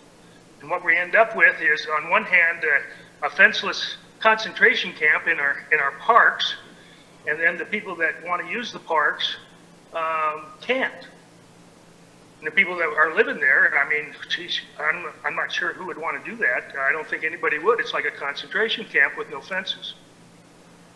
So I think what both people said today, both sides said, was true, that it's getting worse. It's going to get even worse. And we can't arrest our way out of this. The law enforcement has increased. That does not diminish what people are experiencing. I want to make sure that the council heard what the citizens said tonight. Thank you, Joel. Rick? I agree with the comments that we need more boots on the ground, and the problem the city council is facing is trying to come up with a resource to fund that. And until that happens, we're subject to being stretched thin. So again, we're all open to hearing what you feel and what the city and I would like to say the county too, can help out in helping solve the solution or this problem. Thank you. All right, it's time to end public comment here, but I did want to also say thank you. We had a very orderly process tonight, and people were calm and offered a lot of good, specific suggestions, so I really appreciate that. Karen, emails. So there was one email against providing services in the parks, 5 emails supporting providing services, and 1 request to move the Frisbee golf course. Thank you. And that brings us to consent agenda, which are items of such routine nature without controversy. They may be approved with a single action. Council President, would you please read the consent agenda? Okay, this is consent agenda for the August 2nd, 2023 City Council meeting. Item A, motion approving the Development Code text amendment to Article 22, Solar Standards Finding the Facts. B, motion approving the minutes of the City Council meeting of July 19th, 2023. Motion acknowledging the Historical Buildings and Sites Committee, June 15th. Motion for the Committee on Public Art meeting, June 20th. And then motion acknowledging Urban Area Planning Commission, June 28th. And with that, I will make a motion to approve the consent agenda. Thank you. Seconded by Dwayne. Valerie, how do you vote on the consent agenda? Yes. Vanessa? Yes. Rob? Yes. Dwayne? Yes. Rick? Yes. Brian? Yes. DJ? Yes. Joel? Yes. Motion passes 8-0. And I now need a motion to adjourn the council meeting and move into the urban renewal. Valerie? I make a motion to adjourn the City Council meeting and open the Urban Renewal Agency meeting. Seconded by Rick. All in favor of adjourning the council meeting, moving into the Urban Renewal Agency meeting, say aye. Aye. Any opposed? All right. Welcome to the Urban Renewal Agency meeting. We have item A is to consider a resolution that would amend resolution number 227241 regarding the Bohemian Bar Bistro's URA grant. And Dana, welcome.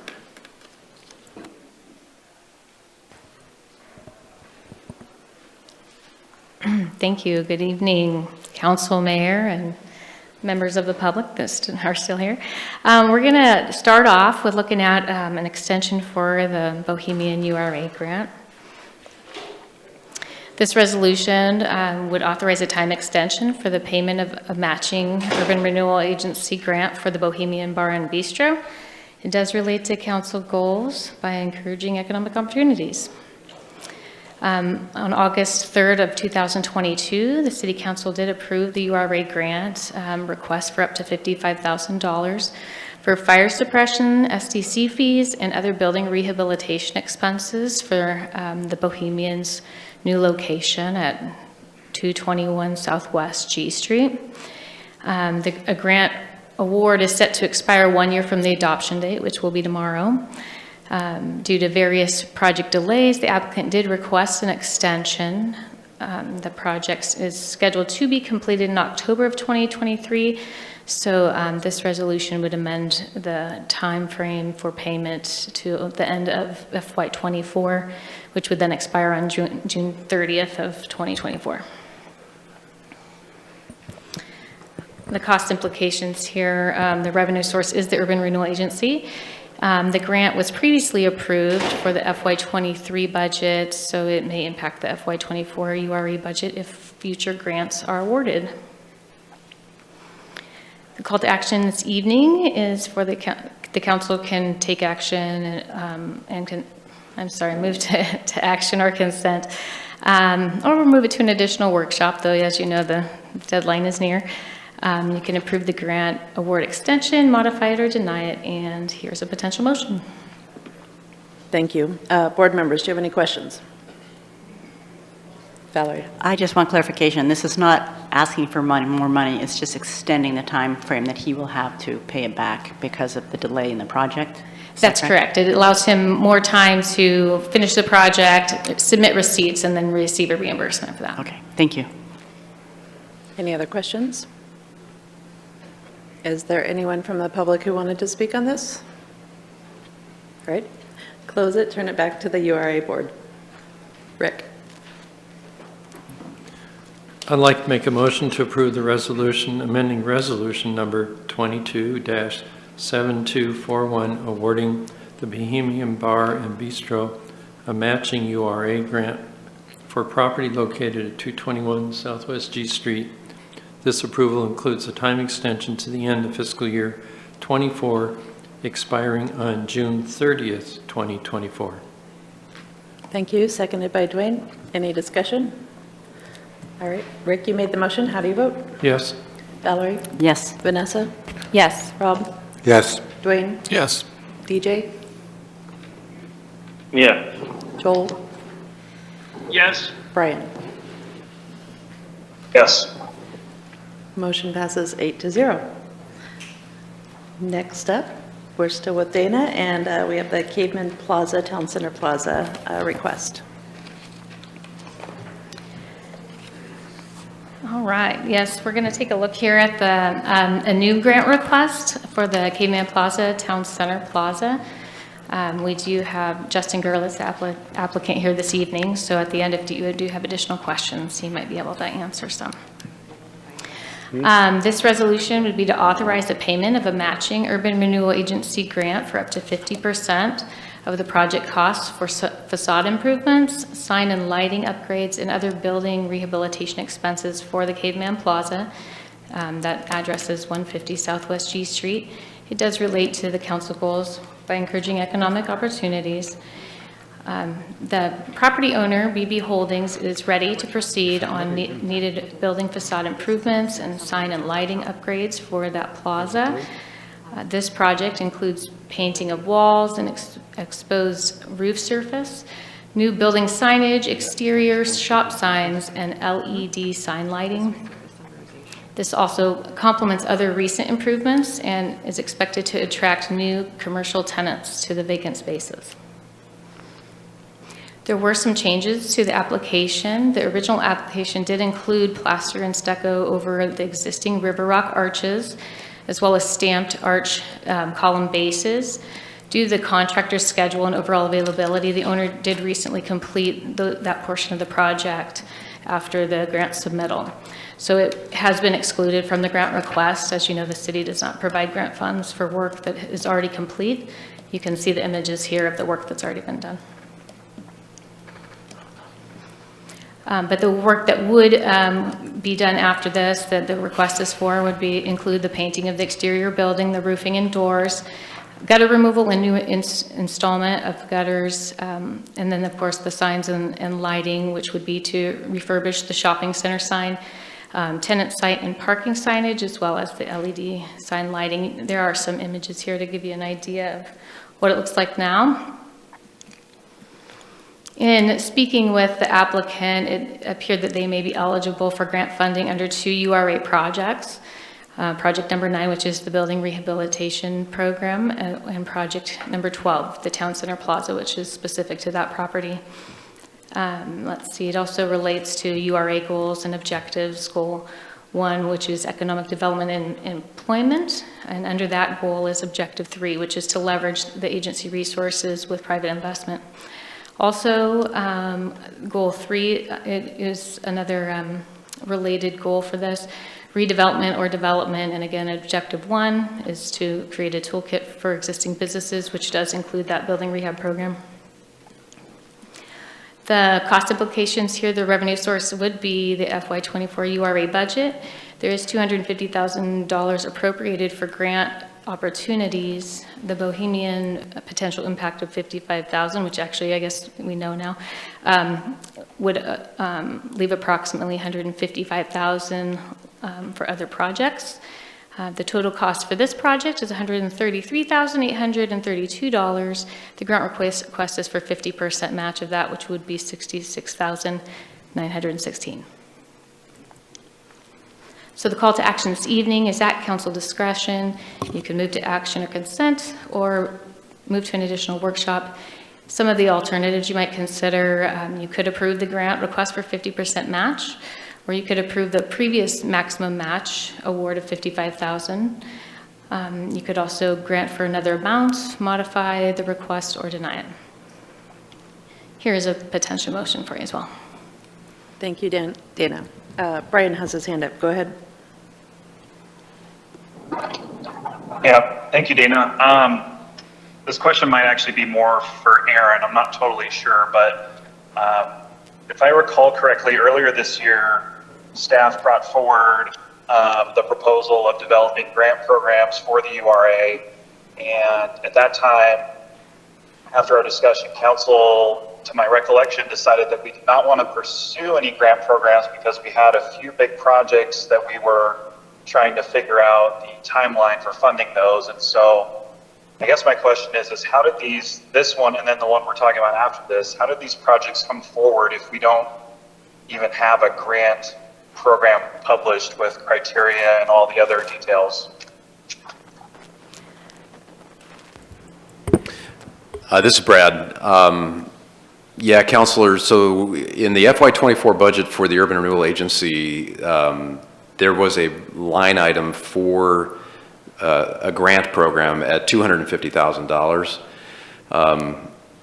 That's what Dana has presented tonight, that we would be tapping into that $250,000 line item that was in the FY24 budget for grant specifics. To your point about the grant program itself, you are correct. There wasn't any specific outcome. It wasn't, let's proceed and let's not. And I guess we would need is clarity tonight. If you're saying do not utilize the $250,000 that was in the budget, that was not our interpretation. But I guess we need to hear that direction more specifically. But there was not a specific grant program. We have the application forms being developed and the policies, but we haven't presented those as a package to the council to have like a formal URA grant program. So I don't know if that helps. May I also just say our. Go ahead. Oh, sorry about that. I was just going to also add, our current application does allow for people to apply for the URA grant. So when an application is received and requested, then we process it. Okay. Yeah, thank you. Yeah, I knew that there was the line item in the budget for it, but I seem to recall that council wasn't ready to necessarily open that yet at the time that we had last discussed it. So I'm not sure how this and the next applicant came to know about these opportunities, because if there's no program published, do we have any idea of how this applicant and then the one following this learned about the URA money available? Yeah, this is Dana. I guess like I said, it is in our application right now. It allows for people to apply for URA funding. So when they do come requesting that, we have to assess it.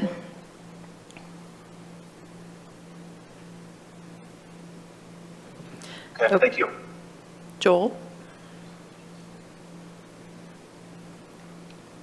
I'm not sure if my memory is correct, but I think what we did at that point in time was reduce the amount for the grant funding, but we also realized the value of trying to keep a healthy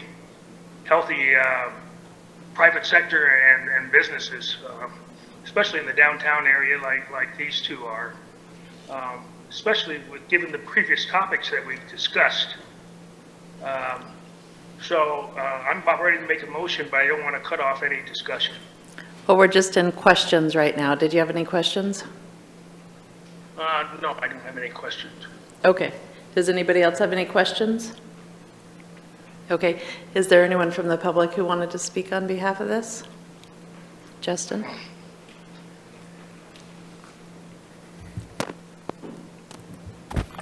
Thank you, Mayor and Council. Justin Gerlitz again, on behalf of the applicant, the property owner, BB Holdings. This property, we've recently, as we know, this is our core downtown area off G Street. This property essentially is used as a public parking lot, although it's private property.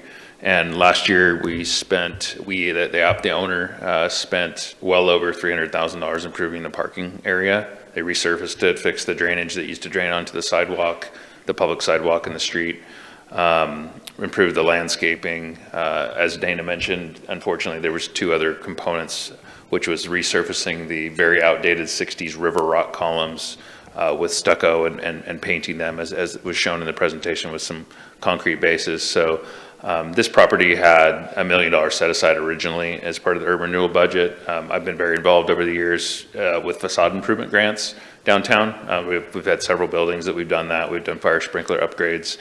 So it seemed very appropriate in this instance to request some additional funding to help this current owner who has invested so much in that area to do some additional improvements out there that will make a significant difference in our downtown area and on the look of that building and tourist-wise, which is where our tourists tend to gather in those couple of blocks there at 6 and G. So we felt it'd be appropriate to make this request. There was an application form. The urban renewal documents showed that there was money for both this property specifically and those facade improvements, and so it seemed an appropriate time to make the request, and I'm hoping that you will consider that tonight. Thank you. Any questions for Justin? Okay, thank you.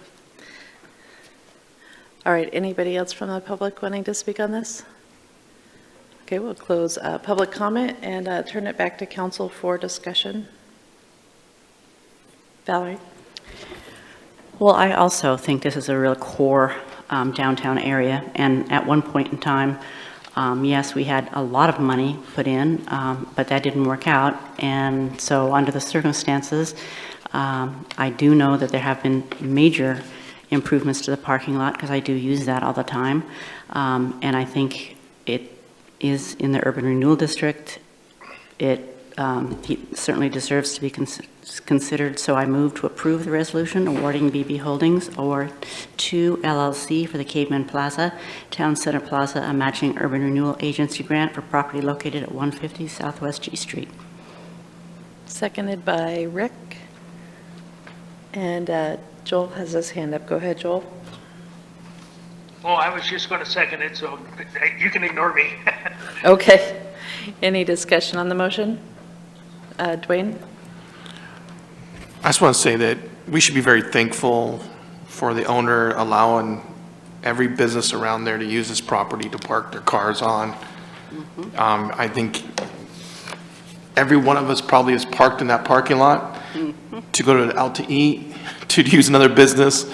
So I think this is very appropriate to maybe give back a little bit for the amount of, free parking that we all get to use there. So I don't see why someone would say no to this. I think they've been very gracious to allow free parking, and we should say yes. Rob? Yeah, I would agree with what Dwayne has to say, but I also have a question. I mean, do we have a grant program or do we not have a grant program? I mean, is it a free-for-all when somebody just wants to apply because they see a line item that we've got a lot of money to give away? Because it's still, we haven't resolved that. We also, some of us at least, I guess, feel that this particular property is, it's valuable to the city, valuable to our downtown core, and for those reasons, we'd like to support the improvements there. But I still have to question, do we have a program or not? Because I don't think that's been answered. And what does that mean for the next applicant that we're going to hear about in 2 minutes? Any further discussion? Rick? I think it's important to support local businesses in the community when we have the opportunity, and I will be voting in favor of this. Thank you. All right. Seeing no other hands, Val, you made the motion to approve the request. How do you vote? Yes. Vanessa? Yes. Rob? Yes. Dwayne? Yes. Rick? Yes. DJ? Yeah. Joel? Yes. Brian? Yes. Motion passes 8-0. All right, next up, Dana with another one.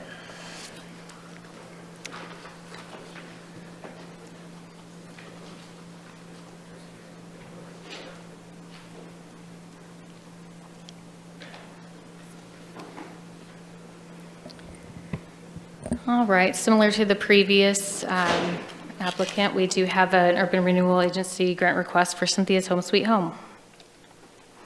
This resolution would authorize a similar grant payment of up to 50% for total project cost for facade improvements, streetscaping, sign and lighting upgrades, and other building rehabilitation expenses for their property located at 1038 Northwest 6th Street. The relationship to council goals is economic opportunities. Cynthia and Peter Hewitt, they're requesting assistance with needed repairs and upgrades to their site of their cafe, bakery, and dinner theater. The house was built in 1908, so it's an old facility. This project includes repairs and upgrades to street-facing fence, signs and lighting, as well as facade repairs and painting on the north side of the building and roof replacement. Here are just some images of the property. I know it's kind of small, but you can take a peek. Though it's difficult to see it from here, this is the front of the building. I did want to just note that the construction next door really does impede people's vision of the property. She's looking at upgrades to the signage, as well as you can see the fence here where it needs to be completed and redone. This image here is of the north side that would be repainted and repaired. And then there's also a few roof images. It is hard to capture from the ground on these ones, but she did note that the building has several different roofs, and they would need to be replaced.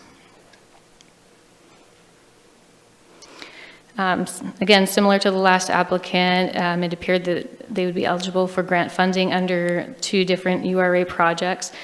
Project number 5, which is the North 6th and 7th Street corridor, and then project number 9, the building rehab program. And again, similar goals that relates to goal 1 and objective 3, as well as goal 3 and objective 1. The revenue source is the FY24 URA budget. Again, $250,000 was appropriated for grant opportunities. We know of the Bohemian $55,000, so $155,000 is remaining. The total project costs are $40,795, and then the grant request here is for 50% match, which is $20,398. Council action, a call to action night is at council discretion. You can move to consent or another workshop, and the alternatives here would be to approve the 50% match on this grant request, approve another amount, modify the grant request, or deny it. And here's a motion. Thank you, Dana. Are there any questions?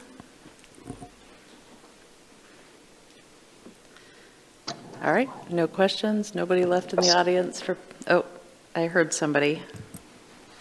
Joel has his hand up. That was Brian. Okay, go ahead, Brian, and then we'll have Joel. Well, I just wanted to follow up on Rob's comment from the last topic with regards to, do we have a grant program? It sounds like we do have a grant program, but we don't have criteria, so it's just purely subjective at this point. Is that an accurate assessment? This is Brad. You know, we've had several, as you know, council workshops on it. The strategic planning sessions at council have also included the URA, and you know, each year there have been some projects that continue to be kind of put forward. You know, I guess this is getting definitional. Is there a grant program in the sense that every one of the 18 URA projects has its own discrete you know, set of guidelines for how an applicant can pursue that money? The answer is no. You know, do we have a URA program that has already defined projects that sets up, you know, the criterion for which people could potentially come in and ask for money, especially in the last one, you know, where you have a specific project in the URA plan for the Caveman Plaza. And there has, you know, never been any attempt to even on that one, other than 2 years ago when the strategic plan for the council actually called out that property.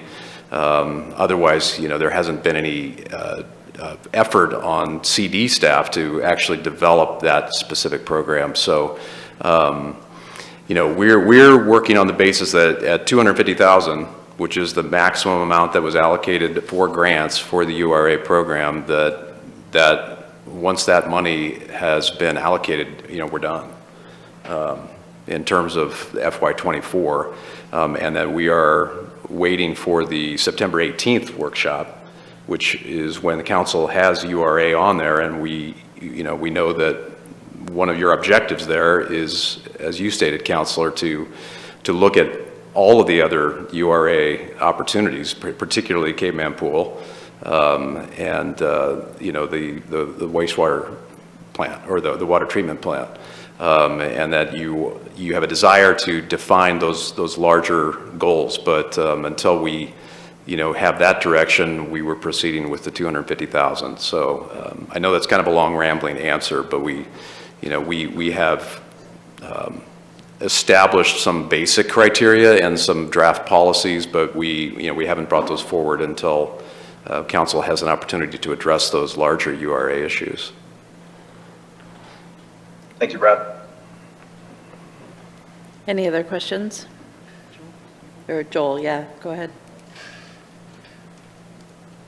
So Brad, could you go back to the slide so there's actually two parts of the urban renewal area. Okay, goal 1 and goal 3. The toolkit for existing businesses and redevelopment. Where do we, oh, that way, I'm sorry. Did we go past it? Here, okay, sorry. Can you hear me? Yes. Oh, okay. So that redevelopment and development, it's objective 1 is a toolkit for existing businesses, and the other one is economic development to leverage agency resources with private investment. Is that correct? Yes. That redevelopment, development is, the aim of that is like urban blight, or what is that? I'm not sure exactly of what the long title for it is. I just did a brief one there, so let's see, is it in the... Okay. Let me check the background here, let's see.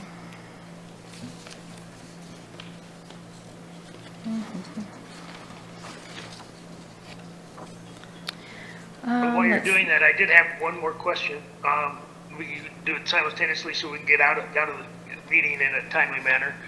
So we do have this on a future agenda item to discuss in the future for any future grants, correct? As part of our UAR, Urban Renewal Area. We do have urban renewal on a future agenda.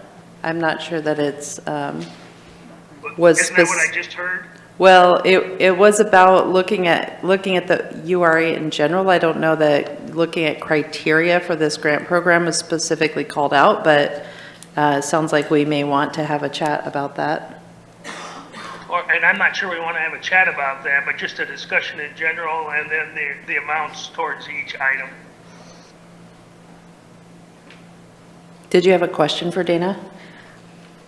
I think you had a question about the goal 3 and what that means. It actually is redevelopment, development, and then the further description says strengthen a lively storefront retail character with a pedestrian emphasis, supporting an active downtown, complement, protect, and promote the continued growth and vitality of current businesses and attract new businesses. And then objective 1 goes further and says to create a toolkit to assist existing businesses with their growth and vitality, including a building rehabilitation program. Okay, and okay, project number 9, building rehab program. Okay, Okay, thank you. Yes. Rob? So, I'm not sure where, I'm going to end up going with this question or statement or what conclusion, but when you talk about a building, I don't know, to me, a building rehab program, what can you define that? With some of our basic guidelines that we are looking at, building rehab would include exterior improvements. It could include roofing. It could include other infrastructure for a building if need be, to have upgrades that would make it continue to function.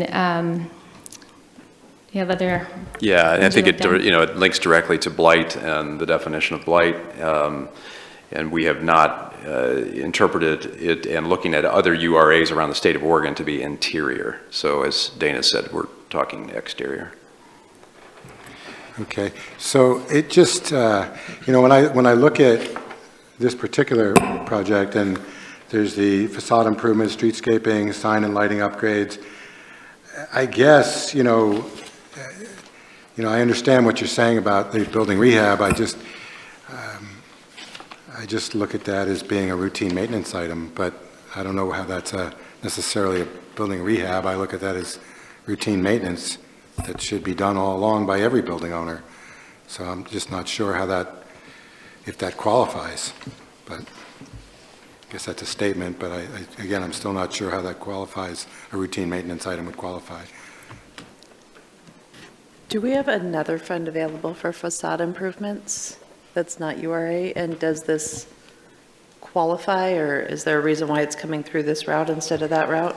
Yeah, we do have a facade program. At this point, there's only about $1,400 left in that fund, so it's there's not much remaining to work with there. Valerie? Yeah, one of the most important things I think of the urban renewal, and I understand everybody's questioning because everybody wants to do something big, but the reality of it is partnering with private people, and I think your small private businesses are part of that. So I think we have a limited amount, so it's not going to go on forever. I think that's just goodwill on our part to say that, upgrading the downtown and those areas in town where people drive down 6th and 7th Street, working in cohesion or whatever with private industry. That's the purpose of it, is to bring up the property value. So though I understand, that we want to do big things with urban renewal money, because that's what we'd really like to see, I think under the circumstances, it's perfectly legitimate to work with private people to do this project as long as that money is there. Any other discussion? I think we kind of bypassed public comment, but we don't have anyone in the room here. So we're kind of mishmashing questions and discussion, but I think, does anybody have questions? Okay, let's just go to discussion. Valerie? I'm just going to move to approve the resolution awarding Cynthia and Peter Hewitt for Cynthia's Home Sweet Home a matching Urban Renewal Agency grant for property located at 1038 Northwest 6th. Is there a second? Rick? Discussion on the motion? Rob? So I can agree, and I understand, Valerie's statement, wanting to help businesses, especially along that corridor, et cetera. And again, I would look at, facade improvement, streetscaping, sign and lighting, things of that nature to make it look more inviting, more professional, et cetera, et cetera. I just have such a problem with a routine maintenance item like a roof replacement. That's not bringing any new people into town. That doesn't do anything for tourism. It doesn't do anything for business. That's just something that any business owner or building owner, should be budgeting for. So I have a problem with the roof replacement part of it. I just do.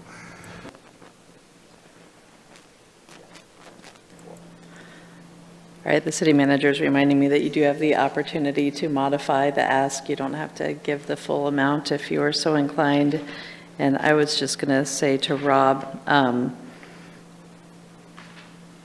while I do think that a roof replacement is routine maintenance, it also might be something that keeps a building into play, so you might consider that. It's not going to draw people in with their new roof, but if it keeps a property functioning, that is something. Any further discussion? All right, Val, you made the motion. How do you vote? Yes. Vanessa? Yes. Rob? No. Dwayne? I'm going to say no. Rick? Yes. Brian? If we're going to give Travis money, I'm going to definitely give money to this one too, so yes. Joel? Yes. DJ? Yes. Motion passes 6-2. And with that, how about a motion to move back into the city council meeting? Valerie? I make a motion to leave the Urban Renewal Agency meeting and reconvene as city council. Seconded by Rick. Thank you. All in favor of moving back into the city council meeting, say aye. Aye. Any opposed? All right. Welcome back to the city council meeting where we have matters from mayor and council, and staff is next up on the agenda here. Council, did you have anything? Valerie? Yeah, I'm just going to remind people that this Friday is Lemonade Day, and so between 3 and 6, I think there's 83 lemonade stands in our city. So make sure 83 lemonade stands throughout our city. They've moved all over the city, so that's great. So a lot of young entrepreneurs that we need to support out there, so I hope that you'll make a lot of stops and make sure a chance to do that, and it's also First Friday. Brian? Thank you. I just wanted to follow up on a few things from earlier regarding Baker Park and the continued fire risk there. I don't know what can be done, but we need to have a discussion about that, I feel. So I don't know what that looks like, or if there's council support to either have staff generate a memo as far as potential options, or if we need to move it to a workshop or something, but I don't feel like we would be responsible if we didn't at least have a discussion about potential options there. So I'd just like to see if there's support for either a memo or a workshop on that relatively quickly.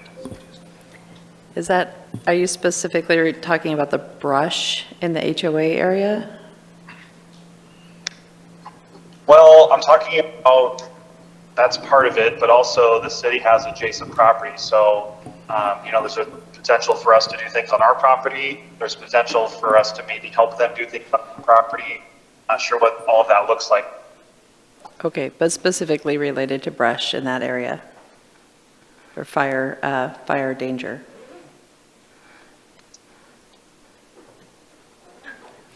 Yeah, Okay. this is Joel. I would support that, and I know that there's some, we'd have to coordinate perhaps with NOAA's fisheries, but I don't think there would be a problem if it's in the interest of the city to pursue the fuels reduction in that area or some other mitigation measures. At least we need to discuss it. Aaron?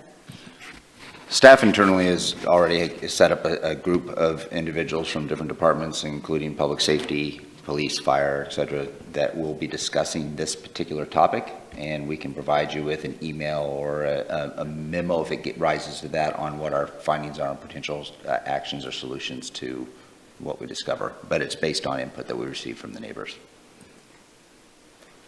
Anything else on that topic real quick? Vanessa? Yeah, just because we are in extreme fire risk, I do ask that's acted with urgency, please. Dwayne? On the Baker Park, I know I brought this up before. I had an email while we were sitting here tonight, and the request was maybe additional cameras in that area too, to identify people that are doing things. I know we have some there, but maybe we need to think about maybe putting some other ones further back in underneath the bridge or something. I'm not sure, but maybe put that part of our list of things to look at. I just want to make sure that the email he sent when he was thinking about Baker Park and maybe something we can do to catch the bad actors. I mean, not everybody's bad, but there is quite a few there that are doing things. All right, sounds like our public safety staff is going to put their heads together and see if they have some ideas for ways to improve safety in and around Baker Park there. We're still in this council comments section, I guess, if anybody else has anything they wanted to bring up. No? Mayor, I had two other things. Okay, go ahead. The first one was we had discussed moving the disc golf holes to the other side of the 6th and 7th Street.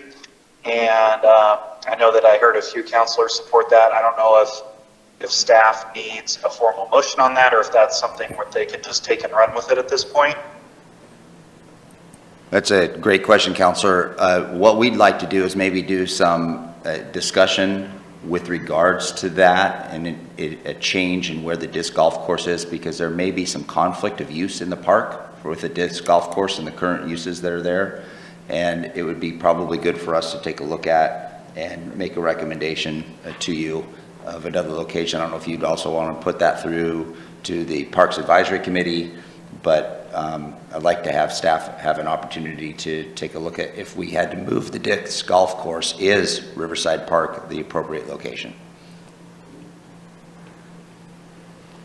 That seemed reasonable to everybody, and they'll look into that. I did have that disc golf written down as something to talk about at a future agenda session, too. Mayor, Yeah. if I could, Josh and I have talked about this. They went out a couple days ago and looked at some specific locations of where the holes could be shifted, and we have a few ideas. So I'm not entirely sure at this point. As Aaron said, there is conflicts with disc golf. People have been hit. So not entirely sure we'll be able to keep all 9 holes. At this point, the preliminary look is that we may need to, any purist golfers may really have a problem with that. but in terms of keeping, the course somewhat, that's the initial thought. But we will definitely be preparing a map, and we'll kind of show you our recommendations on where the holes could be moved. Yep, Rob. So have you spoken with any, or maybe you are a disc golfer on that? I mean, I know, many kind of high-level disc golfers who live here, and I'm just wondering, have you consulted with them at all? We haven't, since we received Mr. Aldridge's email, no. But I think we have a few people, our rec department has a few names, so we will, thank you for that. We'll definitely reach out. Valerie. I just wanted to add that if you're not aware, Tom Pierce Park has highly developed theirs, and they actually are doing work over there right now. I was just rode my bike over there today, and they are making their disc golf course bigger all the time and expanding it. So there is, a close place, if they're not aware, local disc golfers, a course that is being developed further. All right, sounds like staff's looking into that one. What was your other topic, Brian? Yeah, well, just really quick to wrap up on the disc golf. I've been playing disc golf in Riverside since I was in high school, which was a pretty long time ago. So I think that we can definitely figure out a way to keep a disc golf course there and keep everyone happy. The last topic is safe parking program promotion. And I heard Aaron say earlier that we've had no applicants yet. So I certainly think that we should make an effort to market that to potential participants. So I don't know if Aaron or Brad needs council direction on that, or if that's something you can take on, but I think something should be done. Council, do you have a stronger interest in marketing safe parking program? Got Vanessa and Rob saying yes. Valerie, did you have something? I was going to say, I'm not sure, but in my talking with Amber, I know she has reached out, and I do know PATH has been promoting it to local churches and things. So I do know there is some promotion happening out there. Not that I'm saying more shouldn't be done, but I do know that it is being promoted out right now through the churches. Yeah, I think we have it listed on the website, and we have reached out with PATH and partnered with some of those individuals, but we haven't done a true like campaign on it. Okay, maybe you can just follow up, have Amber follow up with an email about what she's doing and what PATH is doing or something like that, just to let us know. It's also very new, and if churches or other organizations make decisions at the same pace that we do, we got to give them a little time, right? Okay. Anything further, Brian? Well, I would ask that staff consider the potential of maybe doing an insert in the water bill. I think that's a tool that we don't utilize enough for things like this. So I think that would get it in front of a lot of people. So maybe look into the prospect of doing that. Thank you. So just to add to that informationally, we get charged per item that we stuff into the utility bill based on Aspire, who does that for us. And that charge potentially would go directly to the general fund if that's what you want. Okay, let's learn a little. Charge be? Do you know offhand what the charge is? I don't know offhand what the charge would be, but I just wanted to just give you, it's not necessarily going to be free, and nor should water, sewer, and some of the other utilities pay for that. Okay, let's learn more about what's going on for now, and if we're talking about churches, it may be less expensive to do some outreach directly to them rather than to, or do a presentation at a group rather than mailing, but let's learn more about what's being done first. All right, anything further? Staff? Right, Aaron? No? Chief? No? I mean, Captain, as long as you're here, you got anything to add? I just had one quick thing. As of yesterday, I think we had 382 responses to the Owl Plaza survey, and that'll be open for a couple more weeks. So we're getting some good response on that. All right. Captain Lee, thanks for being here with us tonight, and sorry we couldn't stay a little later for you, but I think it's probably time to wrap up. So I do have one thing. Oh, Karen. Just reminding everybody, so we have GP Jeopardy at the fair this next week, and so we've got swag, we've got people, we're really excited to play our game. Indeed, fair week. Okay. How about a motion? Valerie? I make a motion to adjourn. Seconded by Vanessa. All in favor of adjourning tonight, say aye. Aye. Aye. Any opposed? All right.